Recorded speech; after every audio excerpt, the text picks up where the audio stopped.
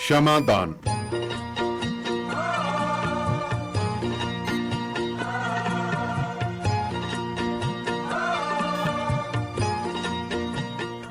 Radio Punjab today ਦੇ programme ਸ਼ਮਾਦਾਨ ਦੇ ਵਿੱਚ ਤੁਹਾਡਾ ਬਹੁਤ ਸਵਾਗਤ ਹੈ ਜੀ। ਇਸ ਵਕਤ ਤੁਸੀਂ ਰੇਡੀਓ ਪੰਜਾਬ ਟੁਡੇ ਦੇ ਬਠਿੰਡਾ ਸਟੂਡੀਓ ਤੋਂ ਲਾਈਵ ਜੁੜੇ ਹੋਏ ਹੋ। ਅੱਜ ਤਰੀਕ ਹੈ ਜੀ 1 ਮਈ, 1 ਮਈ ਯਾਨੀ ਕਿ ਮਜ਼ਦੂਰ ਦਿਵਸ। ਸੋ ਸ਼ਿਕਾਗੋ ਦੇ ਸ਼ਹੀਦਾਂ ਨੂੰ ਅਸੀਂ ਸਲਾਮ ਕਰਦੇ ਹੋਏ ਅੱਜ ਦੇ ਪ੍ਰੋਗਰਾਮ ਦਾ ਆਗਾਜ਼ ਕਰਦੇ ਹਾਂ।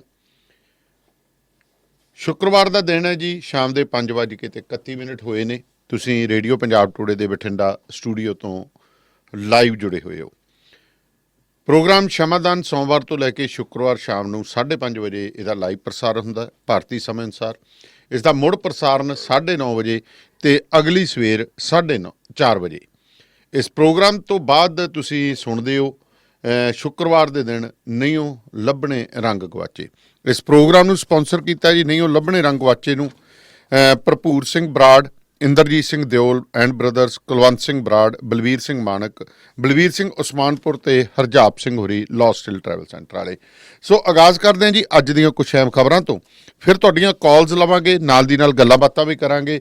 ਸੋ ਹੁਣੇ ਤੋਂ ਨੰਬਰ ਤੁਸੀਂ ਨੋਟ ਕਰ ਲਓ 92 164 10 666, 98 149 10 666। ਸੋ ਜਿੱਥੇ ਅੱਜ ਅਸੀਂ ਅੱਧਾ ਘੰਟਾ ਲਗਾਤਾਰ ਨਾਲੇ ਕੁਛ ਮਸਲੇ ਦੇ ਉੱਤੇ ਗੱਲਬਾਤ ਕਰਾਂਗੇ, ਇਸੇ ਦੌਰਾਨ ਤੁਹਾਡੀਆਂ ਸ਼ੁਰੂ ਤੋਂ ਹੀ ਕਾਲਸ ਲਵਾਂਗੇ। ਸੋ ਇਹ ਤੁਸੀਂ ਇਸ ਚੀਜ਼ ਦਾ ਧਿਆਨ ਰੱਖਣਾ ਕਿ ਹੁਣ ਤੋਂ ਤੁਸੀਂ ਤੁਰੰਤ ਬਾਅਦ ਪਾਰਟੀਸਪੇਟ ਕਰ ਸਕਦੇ ਹੋ ਪ੍ਰੋਗਰਾਮ ਦੇ ਵਿੱਚ ਕਾਲਸ ਦੇ ਜ਼ਰੀਏ। ਸੋ ਪ੍ਰੋਗਰਾਮ ਸ਼ਮਾਦਾਨ ਦੇ ਵਿੱਚ ਤੁਸੀਂ ਰੈਗੂਲਰ ਕਾਲਸ ਹੀ ਕਰਨੀ ਹੈ। ਵਟਸਐਪ ਕਾਲ ਤੋਂ ਪਲੀਜ਼ ਗੁਰੇਜ਼ ਕਰਿਓ, ਵਟਸਐਪ ਕਾਲ 2-3 ਦਿਨਾਂ ਤੋਂ ਥਰੂ ਨਹੀਂ ਜਾ ਰਹੀ।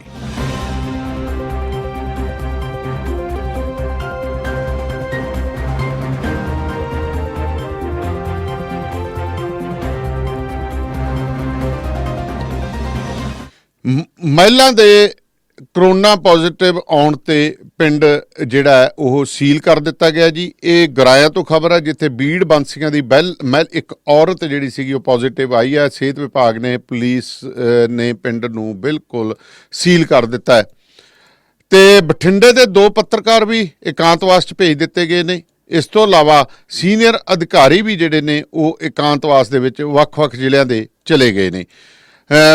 ਸਭ ਤੋਂ ਵੱਡੀ ਗੱਲ, ਅੱਜ ਦਾ ਵਿਸ਼ਾ ਤੁਹਾਡੇ ਨਾਲ ਥੋੜ੍ਹੀ ਦੇਰ ਬਾਅਦ ਸਾਂਝਾ ਕਰਾਂਗੇ ਅਤੇ ਉਸ ਤੋਂ ਪਹਿਲਾਂ ਇਹ ਖਬਰਾਂ ਜਿਹੜੀਆਂ ਤੁਹਾਡੇ ਨਾਲ ਸਾਂਝੀਆਂ ਕਰਨੀਆਂ।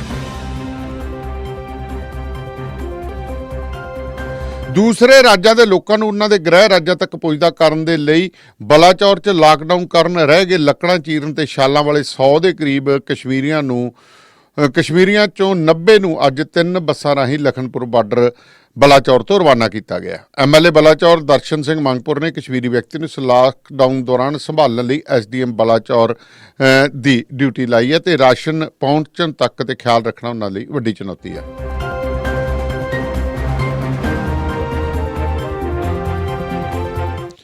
ਜਿਵੇਂ ਆਪਾਂ ਪਹਿਲੇ ਡਿਸਕਸ ਕਰ ਚੁੱਕੇ ਸੀ ਕਿ ਲਾਕਡਾਊਨ ਦੇ ਵਿੱਚ ਘਰੇਲੂ ਹਿੰਸਾ ਦੇ ਮਾਮਲੇ ਵੱਧ ਰਹੇ ਨੇ। ਹਰੜ ਖੁਰਦ ਦੇ ਰਹਿਣ ਵਾਲੇ ਇੱਕ ਨੌਜਵਾਨ ਨੇ ਸਿਰ 'ਚ ਗੋਲੀ ਮਾਰ ਕੇ ਆਤਮ ਹੱਤਿਆ ਕਰ ਲਈ ਹੈ। ਸੂਚਨਾ ਮਿਲਣ 'ਤੇ ਪੁਲਿਸ ਪਹੁੰਚੀ, ਉਸ ਨੂੰ ਨਿੱਜੀ ਹਸਪਤਾਲ ਅਜਨਾਲਾ ਵਿਖੇ ਦਾਖਲ ਕਰਾਇਆ ਗਿਆ। ਜੋ ਪੁਲਿਸ ਨੇ ਦੱਸਿਆ ਕਿ ਹਰੜ ਖੁਰਦ ਦਾ ਇਹ ਨੌਜਵਾਨ ਨੇ ਆਪਣੇ ਸਿਰ 'ਚ ਇਸ ਲਈ ਗੋਲੀ ਮਾਰੀ ਹੈ ਕਿਉਂਕਿ ਉਹ ਘਰ ਵਿੱਚ ਆਪਣੀ ਪਤਨੀ ਨਾਲ ਲੜਦਾ ਝਗੜਦਾ ਰਹਿੰਦਾ ਸੀ।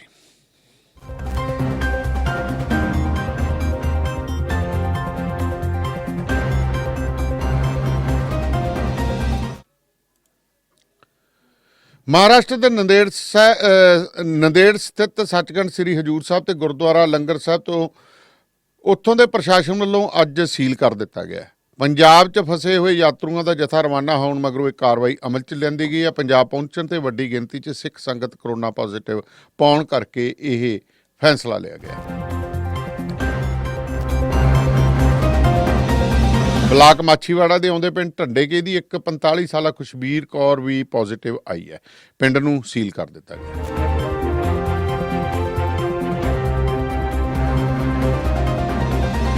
ਅਟਾਰੀ ਵਿੱਚ ਇਕਾਂਤਵਾਸ ਕੇਂਦਰ 'ਚ ਲੈਂਦੇ ਗਏ 52 ਵਿਅਕਤੀਆਂ ਵਿੱਚੋਂ 8 ਵਿਅਕਤੀ ਜਿਨ੍ਹਾਂ ਦੀ ਕਰੋਨਾ ਟੈਸਟ ਪੋਜ਼ਿਟਿਵ ਆਉਣ ਤੇ ਗੁਰੂ ਨਾਨਕ ਹਸਪਤਾਲ ਤਬਦੀਲ ਕਰ ਦਿੱਤਾ ਗਿਆ ਸੀ। 19 ਵਿਅਕਤੀਆਂ ਦੀ ਜਿਨ੍ਹਾਂ ਦੀ ਰਿਪੋਰਟ ਨੈਗੇਟਿਵ ਸੀ, ਜਿਨ੍ਹਾਂ ਦੇ ਘਰਾਂ ਵਿੱਚ ਇਕਾਂਤਵਾਸ ਲਈ ਭੇਜਿਆ ਗਿਆ ਹੈ। ਇਸ ਵੇਲੇ ਅਟਾਰੀ ਇਕਾਂਤਵਾਸ ਕੇਂਦਰ 'ਚ 28 ਵਿਅਕਤੀ ਮੌਜੂਦ ਨੇ ਜਿਨ੍ਹਾਂ ਦੀ ਰਿਪੋਰਟ ਦਾ ਇੰਤਜ਼ਾਰ ਹੈ। ਅੱਜ ਜਿੱਥੇ ਮਜ਼ਦੂਰ ਦਿਵਸ ਸੀ, ਉੱਥੇ ਵਿਰੋਧ ਜਤਾਊ ਦਿਵਸ ਵੀ ਮੈਂ ਕਹਿ ਸਕਦਾ ਦਿਨ ਮਨਾਇਆ ਗਿਆ। ਕਾਂਗਰਸ ਨੇ ਕੇਂਦਰ ਸਰਕਾਰ ਦੇ ਖਿਲਾਫ, ਬੀਜੇਪੀ ਨੇ ਪੰਜਾਬ ਸਰਕਾਰ ਦੇ ਖਿਲਾਫ ਤੇ ਆਮ ਆਦਮੀ ਪਾਰਟੀ ਨੇ ਵੀ ਜਿਹੜਾ ਕੇਂਦਰ ਤੇ ਪੰਜਾਬ ਸਰਕਾਰ ਖਿਲਾਫ ਆਪਣੇ ਰੋਸ ਮੁਜ਼ਾਹਰੇ ਕੀਤੇ। ਤੇ ਪ੍ਰੋਗਰਾਮ ਦਾ ਆਗਾਜ਼ ਕਰਦੇ ਹਾਂ ਜੀ। ਢਿੱਲੋਂ ਸਾਹਿਬ ਸਤਿ ਸ੍ਰੀ ਅਕਾਲ। ਸਤਿ ਸ੍ਰੀ ਅਕਾਲ ਜੀ।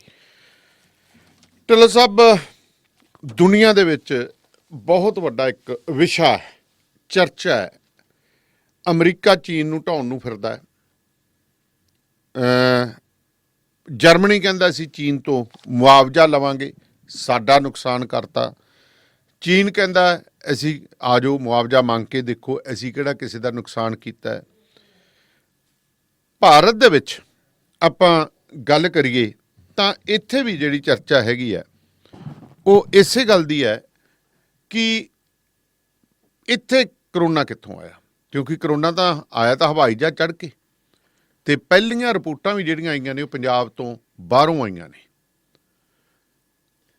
ਦੇਖੋ ਦਾਨੀਵਾਲੀਆ ਸਾਹਿਬ, ਜਦੋਂ ਅਸੀਂ ਗੱਲ ਕਰਦੇ ਹਾਂ ਤਾਂ ਪਹਿਲਾਂ ਤਾਂ ਸਾਨੂੰ ਇਹ ਦੇਖਣਾ ਪੈਣਾ ਹੈ ਜੀ ਕਿ ਇਹ ਜਿਹੜਾ ਕੁਝ ਹੋਇਆ ਕਿਉਂ ਹੈ। ਜੀ, ਮੇਰੀ ਇੱਕ ਪੱਕੀ ਸਮਝ ਹੈ ਕਿ ਜਦੋਂ ਮਨੁੱਖ ਕੁਦਰਤ ਨਾਲ ਛੇੜਛਾੜ ਕਰਦਾ ਹੈ ਜੀ, ਉਦੋਂ ਕੁਦਰਤ ਵੀ ਆਪਦੇ ਰੰਗ ਦਿਖਾਉਂਦੀ ਹੈ। ਜੀ, ਮਿਸਾਲ ਦੇ ਤੌਰ ਦੇ ਉੱਤੇ ਜੇ ਅਸੀਂ ਕੁਦਰਤ ਦੀ ਕਿਰਿਆ ਦੇ ਵਿੱਚ ਵਿਘਨ ਪਾਵਾਂਗੇ ਜੀ, ਤਾਂ ਕੁਦਰਤ ਨੇ ਵੀ ਧਰਤੀ ਨੂੰ ਬੈਲੈਂਸ ਕਰਨ ਵਾਸਤੇ, ਸਿਸਟਮ ਨੂੰ ਬੈਲੈਂਸ ਕਰਨ ਵਰਕੇ ਕੁਛ ਨਾ ਕੁਛ ਆਪਣਾ ਰੰਗ ਤਬਦੀਲ ਕਰਨਾ। ਜਦੋਂ ਰੰਗ ਤਬਦੀਲ ਕਰਦੀ ਹੈ ਤਾਂ ਉਹਦਾ ਫਿਰ ਜੋ ਜਨ ਜੀਵਨ ਹੈ ਉਹਦੇ ਤੇ ਅਸਰ ਪੈਣਾ ਹੀ ਪੈਣਾ। ਮਿਸਾਲ ਦੇ ਤੌਰ ਦੇ ਉੱਤੇ ਜਿਵੇਂ ਅਮਰੀਕਾ ਕਹਿੰਦਾ ਹੈ ਜਾਂ ਜਰਮਨ ਕਹਿੰਦਾ ਕਿ ਚਾਈਨਾ ਨੇ ਲੈਬ ਦੇ ਵਿੱਚ ਤਿਆਰ ਕੀਤਾ ਹੈ ਵਾਇਰਸ, ਜੀ, ਉਹ ਵੀ ਤਾਂ ਕੁਦਰਤ ਨਾਲ ਛੇੜਛਾੜੀ ਹੈ। ਮੰਨ ਲਓ ਉਹਨਾਂ ਨੇ ਕੀਤਾ ਹੈ, ਜੀ, ਆਪਾਂ ਮੰਨ ਲਈਏ ਵੀ ਉਹਨਾਂ ਨੇ ਕੀਤਾ ਹੋਊ ਤਾਂ ਕੁਦਰਤ ਨਾਲ ਛੇੜਛਾੜ ਕੀਤਾ ਹੈ। ਜੀ, ਜਦੋਂ ਕੁਦਰਤ ਦੇ ਸਥਾਪਿਤ ਨਿਯਮਾਂ ਦੇ ਉਲਟ ਮਨੁੱਖ ਚੱਲੂਗਾ ਤਾਂ ਇਹ ਕੁਛ ਹੋਣਾ ਹੀ ਹੋਣਾ। ਇਸ ਕਰਕੇ ਜਦੋਂ ਅਸੀਂ ਇਹਦੇ ਤੇ ਵਿਚਾਰ ਕਰਾਂਗੇ ਕਿ ਹੂ ਇਜ਼ ਰਿਸਪੌਂਸਿਬਲ, ਜੀ, ਜ਼ਿੰਮੇਵਾਰ ਕੌਣ ਹੈ, ਤੇ ਇਹ ਮੰਨਣਾ ਪੈਣਾ ਕਿ ਜ਼ਿੰਮੇਵਾਰ ਸਾਰੇ ਹੀ। ਅਸੀਂ ਕਿਸੇ ਵੀ ਥਾਂ ਦੇ ਉੱਤੇ ਅੱਜ ਅਸੀਂ ਮਾਸਕ ਸਭ ਨੇ ਬੰਨੇ ਹੋਏ, ਲੇਕਿਨ ਜਦੋਂ ਅਸੀਂ ਪੋਲਿਊਟ ਕਰਦੇ ਹਾਂ ਵਾਤਾਵਰਨ ਨੂੰ, ਉਦੋਂ ਕੋਈ ਸੋਚਦਾ ਨਾ ਕਿ ਇਹਦਾ ਜਿਹੜਾ ਹੈਗਾ ਖਮਿਆਜਾ ਮੇਰੀ ਔਲਾਦ ਨੂੰ ਵੀ ਭੁਗਤਣਾ ਪਊਗਾ। ਪੰਜਾਬ ਦੀ ਮੈਂ ਗੱਲ ਕਰਦਾ, ਪੰਜਾਬ ਦੇ ਵਿੱਚ ਤੁਸੀਂ ਦੇਖੋ ਕਿ ਅਸੀਂ ਵਧੇਰੇ ਅਨਾਜ ਪੈਦਾ ਕਰਨ ਦੇ ਲਈ ਕੁਦਰਤ ਦੇ ਨਿਯਮਾਂ ਦੇ ਉਲਟ ਅਸੀਂ ਇਸ ਧਰਤੀ ਨੂੰ ਕਿਵੇਂ ਜਿਹੜੀ ਇਹਦੀ ਉਪਜਾਊ ਸ਼ਕਤੀ ਖਤਮ ਕੀਤੀ ਹੈ। ਜੀ, ਸਾਰਾ ਕੁਛ ਅਸੀਂ ਰੇਹਾਂ, ਸਪਰੇਹਾਂ, ਕੀਟਨਾਸ਼ਕਾਂ ਤੇ ਤੁਹਾਡਾ ਰਸਾਇਣਿਕ ਖਾਦਾਂ ਤੇ ਪਾ ਕੇ ਕਿੰਨਾ ਕੁਛ ਕਰਤਾ। ਉਹਦੇ ਨਾਲ ਅਸੀਂ ਇਕੱਲੀ ਧਰਤੀ ਨੂੰ ਪੋਲਿਊਟ ਨਹੀਂ, ਆਪਣਾ ਉਹਦੀ ਉਪਜਾਊ ਸ਼ਕਤੀ ਨੂੰ ਖਤਮ ਨਹੀਂ ਕੀਤਾ, ਉਹਦੇ ਨਾਲ ਨਾਲ ਅਸੀਂ ਜਿਹੜੀ ਹੈਗੀ ਹੈ ਵਾਤਾਵਰਨ ਨੂੰ ਵੀ ਪਲੀਤ ਕਰਤਾ। ਜੀ, ਤੇ ਵਾਤਾਵਰਨ ਨੂੰ ਪਲੀਤ ਕਰਨ ਦੇ ਵਿੱਚ ਸਭ ਤੋਂ ਵੱਡਾ ਯੋਗਦਾਨ ਜੇ ਕਿਸੇ ਦਾ ਹੈ, ਜੇ ਉਹਨੂੰ ਰੋਕਿਆ ਨਹੀਂ ਤਾਂ ਉਹ ਕੌਣ ਹੈ? ਉਹ ਸਰਕਾਰਾਂ ਨੇ। ਮਾਲਵੇ ਦੇ ਵਿੱਚ 2 ਪਰਿਵਾਰ ਹੈ ਜਿਨ੍ਹਾਂ ਨੇ ਸਰਕਾਰਾਂ ਦੀ ਅਗਵਾਈ ਕੀਤੀ ਹੈ। ਜੀ, ਇੱਕ ਤਾਂ ਮੌਜੂਦਾ ਪਰਿਵਾਰ ਹੀ ਹੈ ਪ੍ਰਕਾਸ਼ ਸਿੰਘ ਬਾਦਲ ਦਾ ਪਰਿਵਾਰ ਹੈ, 5 ਵਾਰੀ ਮੁੱਖ ਮੰਤਰੀ ਰਹੇ। ਜੀ, ਇੱਕ ਹੈ ਸਰਦਾਰ ਹਰਚਰਨ ਸਿੰਘ ਬਰਾੜ ਦਾ ਪਰਿਵਾਰ, ਨਾ ਭਾਵੇਂ ਕੁੜਮਾਚਾਰੀ ਹੈ ਤੇ ਭਾਵੇਂ ਉਹ ਨੇ ਕੁਛ ਵੀ ਹੈ। ਹਰਚਰਨ ਸਿੰਘ ਬਰਾੜ ਕੱਲਾ ਮੁੱਖ ਮੰਤਰੀ ਰਿਹਾ, ਸਮਾਂ ਥੋੜਾ ਸੀ। ਰਾਜਪਾਲ ਰਿਹਾ, ਉਹ ਸਮਾਂ ਥੋੜਾ ਸੀ। ਜੀ, ਲੇਕਿਨ ਹਰਚਰਨ ਸਿੰਘ ਬਰਾੜ ਦਾ ਸਕਾ ਪਤਿਓਰਾ ਪ੍ਰਤਾਪ ਸਿੰਘ ਕੈਰੋ ਲੰਬਾ ਸਮਾਂ ਪੰਜਾਬ ਦਾ ਮੁੱਖ ਮੰਤਰੀ ਰਹੇ। ਜੀ, ਉਹ ਸੱਤਾ ਦੇ ਨਾਲ ਜੁੜੇ ਰਹੇ ਕਿਸੇ ਨਾ ਕਿਸੇ ਰੂਪ ਦੇ ਵਿੱਚ। ਹਰਚਰਨ ਸਿੰਘ ਬਰਾੜ ਗਵਰਨਰ ਵੀ ਰਿਹਾ। ਜੀ, ਇਸ ਕਰਕੇ ਪ੍ਰਕਾਸ਼ ਸਿੰਘ ਬਾਦਲ ਦੇ ਪਰਿਵਾਰ ਨੂੰ ਤੇ ਹਰਚਰਨ ਸਿੰਘ ਬਰਾੜ ਦੇ ਪਰਿਵਾਰ ਨੂੰ ਸੱਤਾ ਦੇ ਲਿਹਾਜ਼ ਨਾਲ ਅਸੀਂ ਬਰਾਬਰ ਦਾ ਹੀ ਮੰਨਦੇ। ਜੀ, ਪੈਸੇ ਦੇ ਦੌਲਤ ਦੇ ਲਿਹਾਜ਼ ਨਾਲ ਵੀ ਬਰਾਬਰ ਦਾ ਮੰਨਦੇ। ਦੋਨਾਂ ਪਰਿਵਾਰਾਂ ਦੇ 2 ਪ੍ਰਮੁੱਖ ਮੈਂਬਰਾਂ ਨੂੰ ਜੀ ਕੈਂਸਰ ਦੀ ਬਿਮਾਰੀ ਨੇ ਢਾਇਆ। ਬਿਲਕੁਲ ਢਾਇਆ ਜੀ, ਬਿਲਕੁਲ ਤੁਹਾਡੇ ਲਈ। ਹਰਚਰਨ ਸਿੰਘ ਬਰਾੜ ਦਾ ਬੇਟਾ ਕੈਂਸਰ ਦੀ ਬਿਮਾਰੀ ਨਾਲ ਚਲਾ ਗਿਆ। ਸਰਦਾਰ ਪ੍ਰਕਾਸ਼ ਸਿੰਘ ਬਾਦਲ ਦੀ ਧਰਮ ਪਤਨੀ ਬੀਬੀ ਸੁਰਿੰਦਰ ਕੌਰ ਕੈਂਸਰ ਦੀ ਬਿਮਾਰੀ ਨਾਲ ਚਲੀ ਗਈ। ਇੱਥੇ ਤੁਸੀਂ ਦੱਸੋ ਵੀ ਕੈਂਸਰ ਨੇ ਦੇਖਿਆ ਸੀ ਇਹ ਅਮੀਰ ਹੈ ਕਿ ਗਰੀਬ? ਨਾ, ਉਹ ਤਾਂ ਨਹੀਂ ਦੇਖਦਾ। ਇਹ ਵੱਡਾ ਪਰਿਵਾਰ ਹੈ ਜਾਂ ਛੋਟਾ ਪਰਿਵਾਰ ਹੈ, ਸੋਸਾਇਟੀ ਦੇ ਵਿੱਚ ਇਹਨਾਂ ਦਾ ਰੁਤਬਾ ਕੀ ਹੋਏ ਤਾਂ ਨਹੀਂ ਨਾ ਦੇਖਦਾ। ਸੋ ਸਾਰੀ ਗੱਲ ਇੱਥੇ ਦੇ ਇੱਥੇ ਆ ਕੇ ਰੁਕਦੀ ਹੈ ਕਿ ਜਦੋਂ ਅਸੀਂ ਕੁਦਰਤ ਨਾਲ ਛੇੜਛਾੜ ਕਰਦੇ ਹਾਂ ਜੀ, ਕੁਦਰਤ ਦੇ ਨਿਯਮਾਂ ਦੇ ਨਾਲ ਖਿਲਵਾੜ ਕਰਦੇ ਹਾਂ, ਉਦੋਂ ਇਹ ਜਿਹਾ ਭਾਣਾ ਵਾਪਰਦਾ ਹੀ ਹੈ ਜੀ। ਅਰੇ ਪਹਿਲੀ ਵਾਰ ਨਹੀਂ ਹੋਇਆ, ਲਗਭਗ ਹਰ ਸਦੀ ਬਾਅਦ ਦੁਨੀਆ ਦੇ ਉੱਤੇ ਇਹੋ ਜਿਹਾ ਕੁਝ ਹੁੰਦਾ ਹੀ ਹੁੰਦਾ ਹੈ। ਜੀ, ਕਿਉਂਕਿ ਸ਼ੁਰੂ 'ਚ ਅਸੀਂ ਡਰਦੇ ਹਾਂ, ਅਸੀਂ ਸ਼ਮਸ਼ਾਨ ਘਾਟ ਜਾਂਦੇ ਹਾਂ ਕਿਸੇ ਦੇ ਸੰਸਕਾਰ ਵਾਸਤੇ, ਉੱਥੇ ਜਾ ਕੇ ਅਸੀਂ ਸਭ ਕੁਝ ਆਪਣੇ ਨਫੇ ਨੁਕਸਾਨ ਭੁੱਲ ਜਾਂਦੇ ਹਾਂ। ਜੀ, ਸਾਰੇ ਇਹ ਸੋਚਦੇ ਹਾਂ ਆਪਾਂ ਅੱਧਾ ਘੰਟਾ ਰਹੀਏ ਵੀ ਯਾਰ ਆਹ ਥਾਂ ਅਖੀਰ ਇੱਥੇ ਆਉਣਾ ਹੀ ਪੈਣਾ, ਕਾਹਦੀ ਖਾਤਰ ਮੇਰੀ ਕਰਦੇ ਫਿਰਦੇ। ਲੇਕਿਨ ਜਦੋਂ ਬਾਹਰ ਆ ਜਾਂਦੇ ਫਿਰ ਉਹੀ ਕੁਛ। ਸੋ ਇਹ ਸਦੀਆਂ ਦਾ ਚਲਨ ਜਿਹੜਾ ਹੈਗਾ ਇਸ ਤਰ੍ਹਾਂ ਦਾ ਆਉਂਦਾ, ਹਰ ਸਦੀ ਦਾ ਇਸ ਤਰ੍ਹਾਂ ਹੁੰਦਾ ਆ ਰਿਹਾ।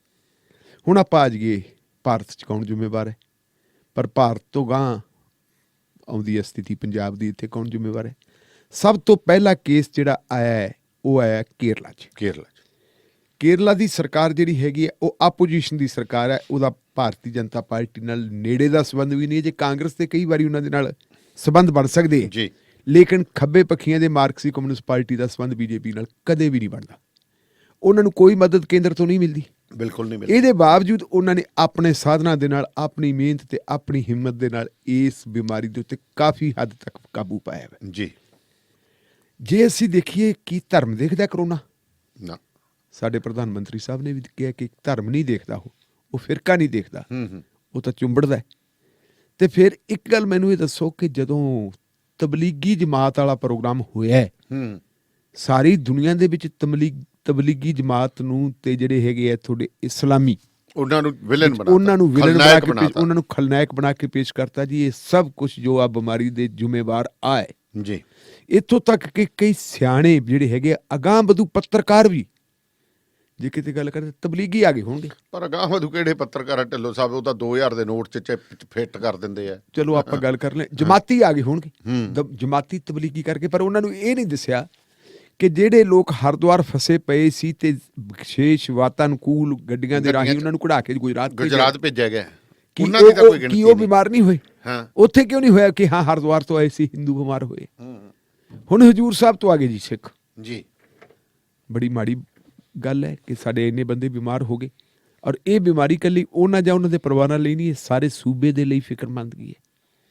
ਇਸ ਮਾਮਲੇ ਨੂੰ ਇਸ ਤਰ੍ਹਾਂ ਬਣਾਇਆ ਜਾ ਰਿਹਾ ਜੀ, ਸਿੱਖ ਹਜੂਰ ਸਾਹਿਬ। ਮਤਲਬ ਤਬਲੀਗੀ ਜਮਾਤ ਦਾ ਜਿਹੜਾ ਨਿਜ਼ਾਮੂਦੀਨ ਵਾਲਾ ਮਰਕਜ਼ ਸੀ, ਮਰਕਜ਼ ਤੋਂ ਬਾਅਦ ਦੂਜਾ ਟਾਰਗੇਟ ਜਿਹੜਾ ਹੈਗਾ ਗੋਦੀ ਮੀਡੀਆ ਨੇ ਬਣਾਇਆ ਹਜੂਰ ਸਾਹਿਬ, ਜਿਹੜਾ ਨਾ ਕਾਬਲੇ ਬਰਦਾਸ਼ਤ ਹੈ, ਬਰਦਾਸ਼ਤ ਕੀਤਾ ਹੀ ਨਹੀਂ ਜਾ ਸਕਦਾ, ਉਹਨੂੰ ਬਣਾਇਆ। ਪਰ ਹੁਣ ਆਪਾਂ ਇਹਦੇ 'ਚ ਦੇਖੀਏ ਤੇ ਜ਼ਿੰਮੇਵਾਰ ਕੌਣ ਹੈ? ਮੈਂ ਕੱਲੀ ਤੁਹਾਡੇ ਨਾਲ ਇਨਸੀਡੈਂਟਸ ਤੇ ਗੱਲ ਕਰੂੰਗਾ। ਸਭ ਤੋਂ ਪਹਿਲਾਂ ਜਦੋਂ ਲਾਕਡਾਊਨ ਦਾ ਐਲਾਨ ਹੁੰਦਾ ਹੈ ਜੀ, ਦੇਸ਼ ਦਾ ਪ੍ਰਧਾਨ ਮੰਤਰੀ ਨਰਿੰਦਰ ਮੋਦੀ ਸਾਹਿਬ ਕਹਿੰਦੇ ਕੀ ਹੈ? ਉਹ ਕਹਿੰਦੇ ਆ ਮੇਰੀ ਬੇਨਤੀ ਹੈ ਜੋ भाई बहन जहां भी है वहीं रहे, वो कहीं ना जाए। ਜਿਵੇਂ ਕੁਕੜੀ ਸਾਹੇ ਤੇ ਬਿਲਕੁਲ ਪ੍ਰਧਾਨ ਮੰਤਰੀ ਨੇ ਜਿਹੜੇ ਸ਼ਬਦ ਕਹੇ ਸੀ ਇਹ ਸਾਇੰਟੀਫਿਕ ਸੀ ਕਿ ਜੇ ਇੱਕ ਥਾਂ ਤੋਂ ਤੁਰਾਂਗੇ ਦੂਜੇ ਥਾਂ ਦੇ ਉੱਤੇ ਉਹਦੀ ਲਾਗ ਜੇ ਸਾਡੇ ਨਾਲ ਕਿਸੇ ਕੱਪੜੇ ਨਾਲ ਚੁੰਬੜੀ ਹੋਊ, ਕਿਸੇ ਹੋਰ ਤਰੀਕੇ ਨਾਲ ਜਾਊਗੀ ਜੀ, ਕਿਰਪਾ ਕਰਕੇ ਤੁਸੀਂ ਇੱਥੇ ਹੀ ਰਹੋ, ਕਹਿਤਾ ਉਹਨਾਂ ਨੇ। ਇਹ ਕਹਿਣ ਤੋਂ ਬਾਅਦ ਘੱਟੋ ਘੱਟ ਜਿਹੜੀ ਉਹਨਾਂ ਦਾ ਮੰਤਰੀ ਮੰਡਲ ਹੈ ਜੀ, ਮੰਤਰੀ ਮੰਡਲ ਨੂੰ ਤਾਂ ਆਪਦੇ ਪ੍ਰਧਾਨ ਮੰਤਰੀ ਦੇ ਨਾਲ ਹੋਣਾ ਚਾਹੀਦਾ, ਬਿਲਕੁਲ ਹੋਣਾ ਚਾਹੀਦਾ ਸੀ, ਕਿਉਂਕਿ ਪ੍ਰਧਾਨ ਮੰਤਰੀ ਜਿਹੜਾ ਹੈਗਾ ਸਧਾਰਨ ਪ੍ਰਧਾਨ ਮੰਤਰੀ ਨਹੀਂ, ਇਹ ਡਾਕਟਰ ਮਨਮੋਹਨ ਸਿੰਘ ਨਹੀਂ, ਜਿਹਨੂੰ ਕਹਿੰਦੇ ਹੁੰਦੇ ਸੀਗੇ ਕਿ ਮਨਮੋਹਨ ਸਿੰਘ ਤਾਂ ਮੋਨੀ ਬਾਬਾ ਵੀ ਕਹਿੰਦੇ, ਕਦੇ ਕੁਛ ਕਹਿੰਦੇ ਸੀ 10 ਜਨਪਥ ਦੇ ਉੱਤੇ ਫਾਈਲਾਂ ਜਾਂਦੀਆਂ, ਜੋ ਸੋਨੀਆ ਗਾਂਧੀ ਕਰਦੀ ਹੈ ਕਹਿ ਦਿੰਦੀ ਹੈ ਤਾਂ ਸਿਗਨੇਚਰ ਕਰਦੀ ਹੈ, ਨਰਿੰਦਰ ਮੋਦੀ ਤਾਂ ਨਹੀਂ ਸਿਗਨੇਚਰ ਕਰਦਾ। ਨਰਿੰਦਰ ਮੋਦੀ ਇੱਕ ਬਹੁਮਤ ਦੀ ਸਰਕਾਰ ਚਲਾ ਰਿਹਾ ਹੈ ਤੇ ਬਹੁਮਤ ਉਹਦੀ ਆਪਦੀ ਪਾਰਟੀ ਦਾ, ਉਹਦੇ ਕੋਲ ਪੂਰਨ ਬਹੁਮਤ ਹੈ ਜੀ। ਨਰਿੰਦਰ ਮੋਦੀ ਨੇ ਤਰਸ ਕਰਕੇ ਜਿਹੜੇ ਐਨਡੀਏ ਦੇ ਭਾਈਵਾਲ ਹੈ ਉਹਨਾਂ ਨੂੰ ਇੱਕ ਵਜ਼ਾਰਤ ਦੇਤੀ ਜੀ, ਤੇ ਉਸ ਤਰਸ ਦੇ ਪਾਤਰ ਸਾਡੇ ਅਕਾਲੀ ਭਾਈ ਵੀ ਹੈ। ਅਕਾਲੀ ਭਾਈਆਂ ਦੇ ਵਿੱਚੋਂ ਬੜੇ ਕਾਬਲ ਬੰਦੇ ਹੈਗੇ ਸੀ, ਬੜੇ ਤਜਰਬੇਕਾਰ ਸੀ, ਬੜੇ ਸਿਆਣੇ ਸੀ, ਜਿਨ੍ਹਾਂ ਦੇ ਕੋਲ ਕੈਬਨਿਟ ਨੂੰ ਚਲਾਉਣ ਦੇ ਤਜਰਬੇ ਵੀ ਸੀਗੇ। ਕੈਬਨਿਟ ਦੇ ਵਿੱਚ ਉਹਨਾਂ ਨੇ ਮੈਂਬਰਾਂ ਦੇ ਤੌਰ ਤੇ ਚਲਾਈ ਵੀ ਹੈ, ਬਲਵਿੰਦਰ ਸਿੰਘ ਭੂੰਦੜ ਵਰਗੇ, ਸੁਖਦੇਵ ਸਿੰਘ ਢੀਂਡਸਾ ਵਰਗੇ ਜੀ। ਉਹਨਾਂ ਨੂੰ ਇਗਨੋਰ ਕਰਕੇ ਇੱਕ ਬੀਬੀ ਨੂੰ ਬਣਾਤਾ, ਕਿਉਂਕਿ ਵੱਡੇ ਘਰ ਦੀ ਨੂੰਹ ਸੀ ਕਿ ਇਹਨੂੰ ਬਣਾ ਦਿਓ। ਹੁਣ ਸਵਾਲ ਇਹ ਪੈਦਾ ਹੁੰਦਾ ਹੈ ਕਿ ਉਲੰਘਣਾ ਸਭ ਤੋਂ ਪਹਿਲਾਂ ਕਿਹਨੇ ਕੀਤੀ ਹੈ? ਉਹ ਸਾਡੇ ਜਿਹੜੇ ਲੋਕ ਗਏ ਹੈ, ਸਾਡੇ ਸ਼ਰਧਾਲੂ ਗਏ ਹੈ, ਉਹ ਉਸ ਜਗ੍ਹਾ ਤੇ ਗਏ ਹੈ ਜੀ ਜਿੱਥੇ ਗੁਰੂ ਗ੍ਰੰਥ ਸਾਹਿਬ ਨੂੰ ਗੁਰਗੱਦੀ ਦਿੱਤੀ ਸੀ ਸਾਹਿਬ ਸ਼੍ਰੀ ਗੁਰੂ ਗੋਬਿੰਦ ਸਿੰਘ ਨੇ। ਜੀ ਉੱਥੇ ਜਿਹੜੇ ਬੰਦੇ ਜਾਂਦੇ ਆ, ਇਹ ਕਿਹਾ ਜਾਂਦਾ ਕਿ ਹਰ ਸਿੱਖ ਹੈ ਜਿਹੜਾ ਉਹਦਾ ਜਨਮ ਸਵੱਲਾ ਨਹੀਂ ਹੁੰਦਾ ਜੇ ਹਜੂਰ ਸਾਹਿਬ ਨਹੀਂ ਜਾਂਦਾ। ਨਹੀਂ ਜਾਂਦਾ, ਬਿਲਕੁਲ। ਗੁਰੂ ਸਾਹਿਬ ਉਡੀਕਦੇ ਉਹਨੂੰ, ਭਾਈ ਵੀ ਜਿੱਥੇ ਮੈਂ ਗਿਆ ਸੀ ਇੱਕ ਵਾਰੀ ਤੁਸੀਂ ਦਰਸ਼ਨ ਉੱਥੇ ਕਰਕੇ ਜਾਓ। ਉੱਥੇ ਉਹ ਲੋਕ ਗਏ ਆ, ਉਹ ਤਸੱਲੀ ਬਖਸ਼ਿਆ, ਸੈਟੀਸਫਾਈਡ ਆ। ਹੁਣ ਵੀ ਉਹਨਾਂ ਦੀਆਂ ਇੰਟਰਵਿਊਜ਼ ਜਿਹੜੀਆਂ ਆ ਰਹੀਆਂ, ਉਹ ਕਹਿੰਦੇ ਜੀ ਸਾਨੂੰ ਖਾਣਾ ਦਾਣਾ ਸਾਂਭ ਸੰਭਾਲ ਸਾਨੂੰ ਬੜੀ ਵਧੀਆ ਮਿਲਦੀ ਸੀ। ਫਿਰ ਅਚਨਚੇਤ ਕੀ ਹੋਇਆ ਕਿ ਉਹਨਾਂ ਲੋਕਾਂ ਨੂੰ ਵਾਪਸ ਬੁਲਾਇਆ ਜਾਵੇ। ਜੀ ਸਭ ਤੋਂ ਪਹਿਲੀ ਸਟੇਟਮੈਂਟ ਜਿਹੜੀ ਆਉਂਦੀ ਹੈ, ਉਹ ਆਉਂਦੀ ਹੈ ਬਿਕਰਮ ਸਿੰਘ ਮਜੀਠੀਆ ਦੀ। ਜੀ ਬਿਕਰਮ ਸਿੰਘ ਮਜੀਠੀਆ ਇੱਕ ਚਿੱਠੀ ਦਿਖਾਉਂਦਾ ਕਿ ਮੈਂ ਆ ਚਿੱਠੀ ਮੁੱਖ ਮੰਤਰੀ ਪੰਜਾਬ ਜਿਹੜਾ ਸਰਦਾਰ ਕੈਪਟਨ ਅਮਰਿੰਦਰ ਸਿੰਘ ਨੂੰ ਲਿਖੀ ਹੈ, ਉਹਨਾਂ ਨੂੰ ਲਿਖੀ ਹੈ, ਤੇ ਉਹਨਾਂ ਨੂੰ ਮੈਂ ਕਿਹਾ ਕਿ ਮੇਰੇ ਹਲਕੇ ਦੇ ਬੰਦੇ ਫਸੇ ਪਏ ਆ ਜੀ, ਹਜੂਰ ਸਾਹਿਬ ਤੋਂ ਕਢਾਓ। ਜੀ ਕੈਪਟਨ ਅਮਰਿੰਦਰ ਸਿੰਘ ਨੇ ਉਹਦੀ ਚਿੱਠੀ ਸ਼ਾਇਦ ਨਾ ਪੜ੍ਹੀ ਹੁੰਦੀ। ਜਦੋਂ ਉਹਨੇ ਪ੍ਰੈਸ ਸਟੇਟਮੈਂਟ ਦਿੱਤੀ, ਅਗਲੇ ਦਿਨ ਕਹਿੰਦੇ ਜੀ ਕੈਪਟਨ ਸਾਹਿਬ ਨੇ ਚਿੱਠੀ ਲਿਖਤੀ ਉਧਰ ਠਾਕਰੇ ਨੂੰ, ਅੱਗੇ ਜਾਵੇ ਜੀ ਕਿ ਜੀ ਸਾਡੇ ਬੰਦੇ ਫਸੇ ਹੋਏ ਆ, ਇਹਨਾਂ ਦਾ ਖਿਆਲ ਰੱਖੋ, ਵਾਪਸ ਭਜਾਉਣ ਵਾਸਤੇ ਕੁਝ ਕਰੋ। ਫਿਰ ਕੀ ਹੁੰਦਾ ਹੈ, 12 ਅਪ੍ਰੈਲ ਨੂੰ ਬੀਬੀ ਹਰਸਿਮਰਤ ਕੌਰ ਬਾਦਲ ਇੱਕ ਚਿੱਠੀ ਲਿਖਦੀ ਹੈ। ਕਿਹਨੂੰ ਲਿਖਦੀ ਹੈ? ਗ੍ਰਹਿ ਮੰਤਰੀ ਨੂੰ। ਉਹ ਚਿੱਠੀ ਵੀ ਸੋਸ਼ਲ ਮੀਡੀਆ ਤੇ ਆ ਗਈ ਹੋਣੀ। ਕੀ ਕਹਿੰਦੇ ਹੈਗੀ ਆ ਬੀਬੀ ਹਰਸਿਮਰਤ ਕੌਰ ਬਾਦਲ ਕਿ ਜੀ ਆ ਸਾਡੇ ਬੰਦੇ ਹੈ ਜੀ, ਇਹ ਫਸੇ ਪਏ, ਇਹਨਾਂ ਬੰਦਿਆਂ ਨੂੰ ਕਿਰਪਾ ਕਰਕੇ ਜਿਹੜਾ ਹੈਗਾ ਵਾਪਸ ਭਜਵਾਇਆ ਜਾਵੇ। ਜੀ ਫਿਰ ਅਮਲ ਤੇਜ਼ ਹੁੰਦਾ। ਅਮਲ ਤੇਜ਼ ਹੋ ਗਿਆ। ਜਿਹੜੀ ਮਹਾਰਾਸ਼ਟਰ ਦੀ ਸਰਕਾਰ ਹੈ ਉਹਨੇ ਵੀ ਕੁਝ ਕੀਤਾ ਹੁਣੇ। ਜੀ 12 ਅਪ੍ਰੈਲ ਨੂੰ ਚਿੱਠੀ ਲਿਖਦੀ ਹੈ ਤੇ 24 ਅਪ੍ਰੈਲ ਨੂੰ ਪਹਿਲਾ ਜਥਾ ਉੱਥੋਂ ਚੱਲ ਪੈਂਦਾ, ਉੱਥੋਂ ਦੀਆਂ ਬੱਸਾਂ ਤੇ।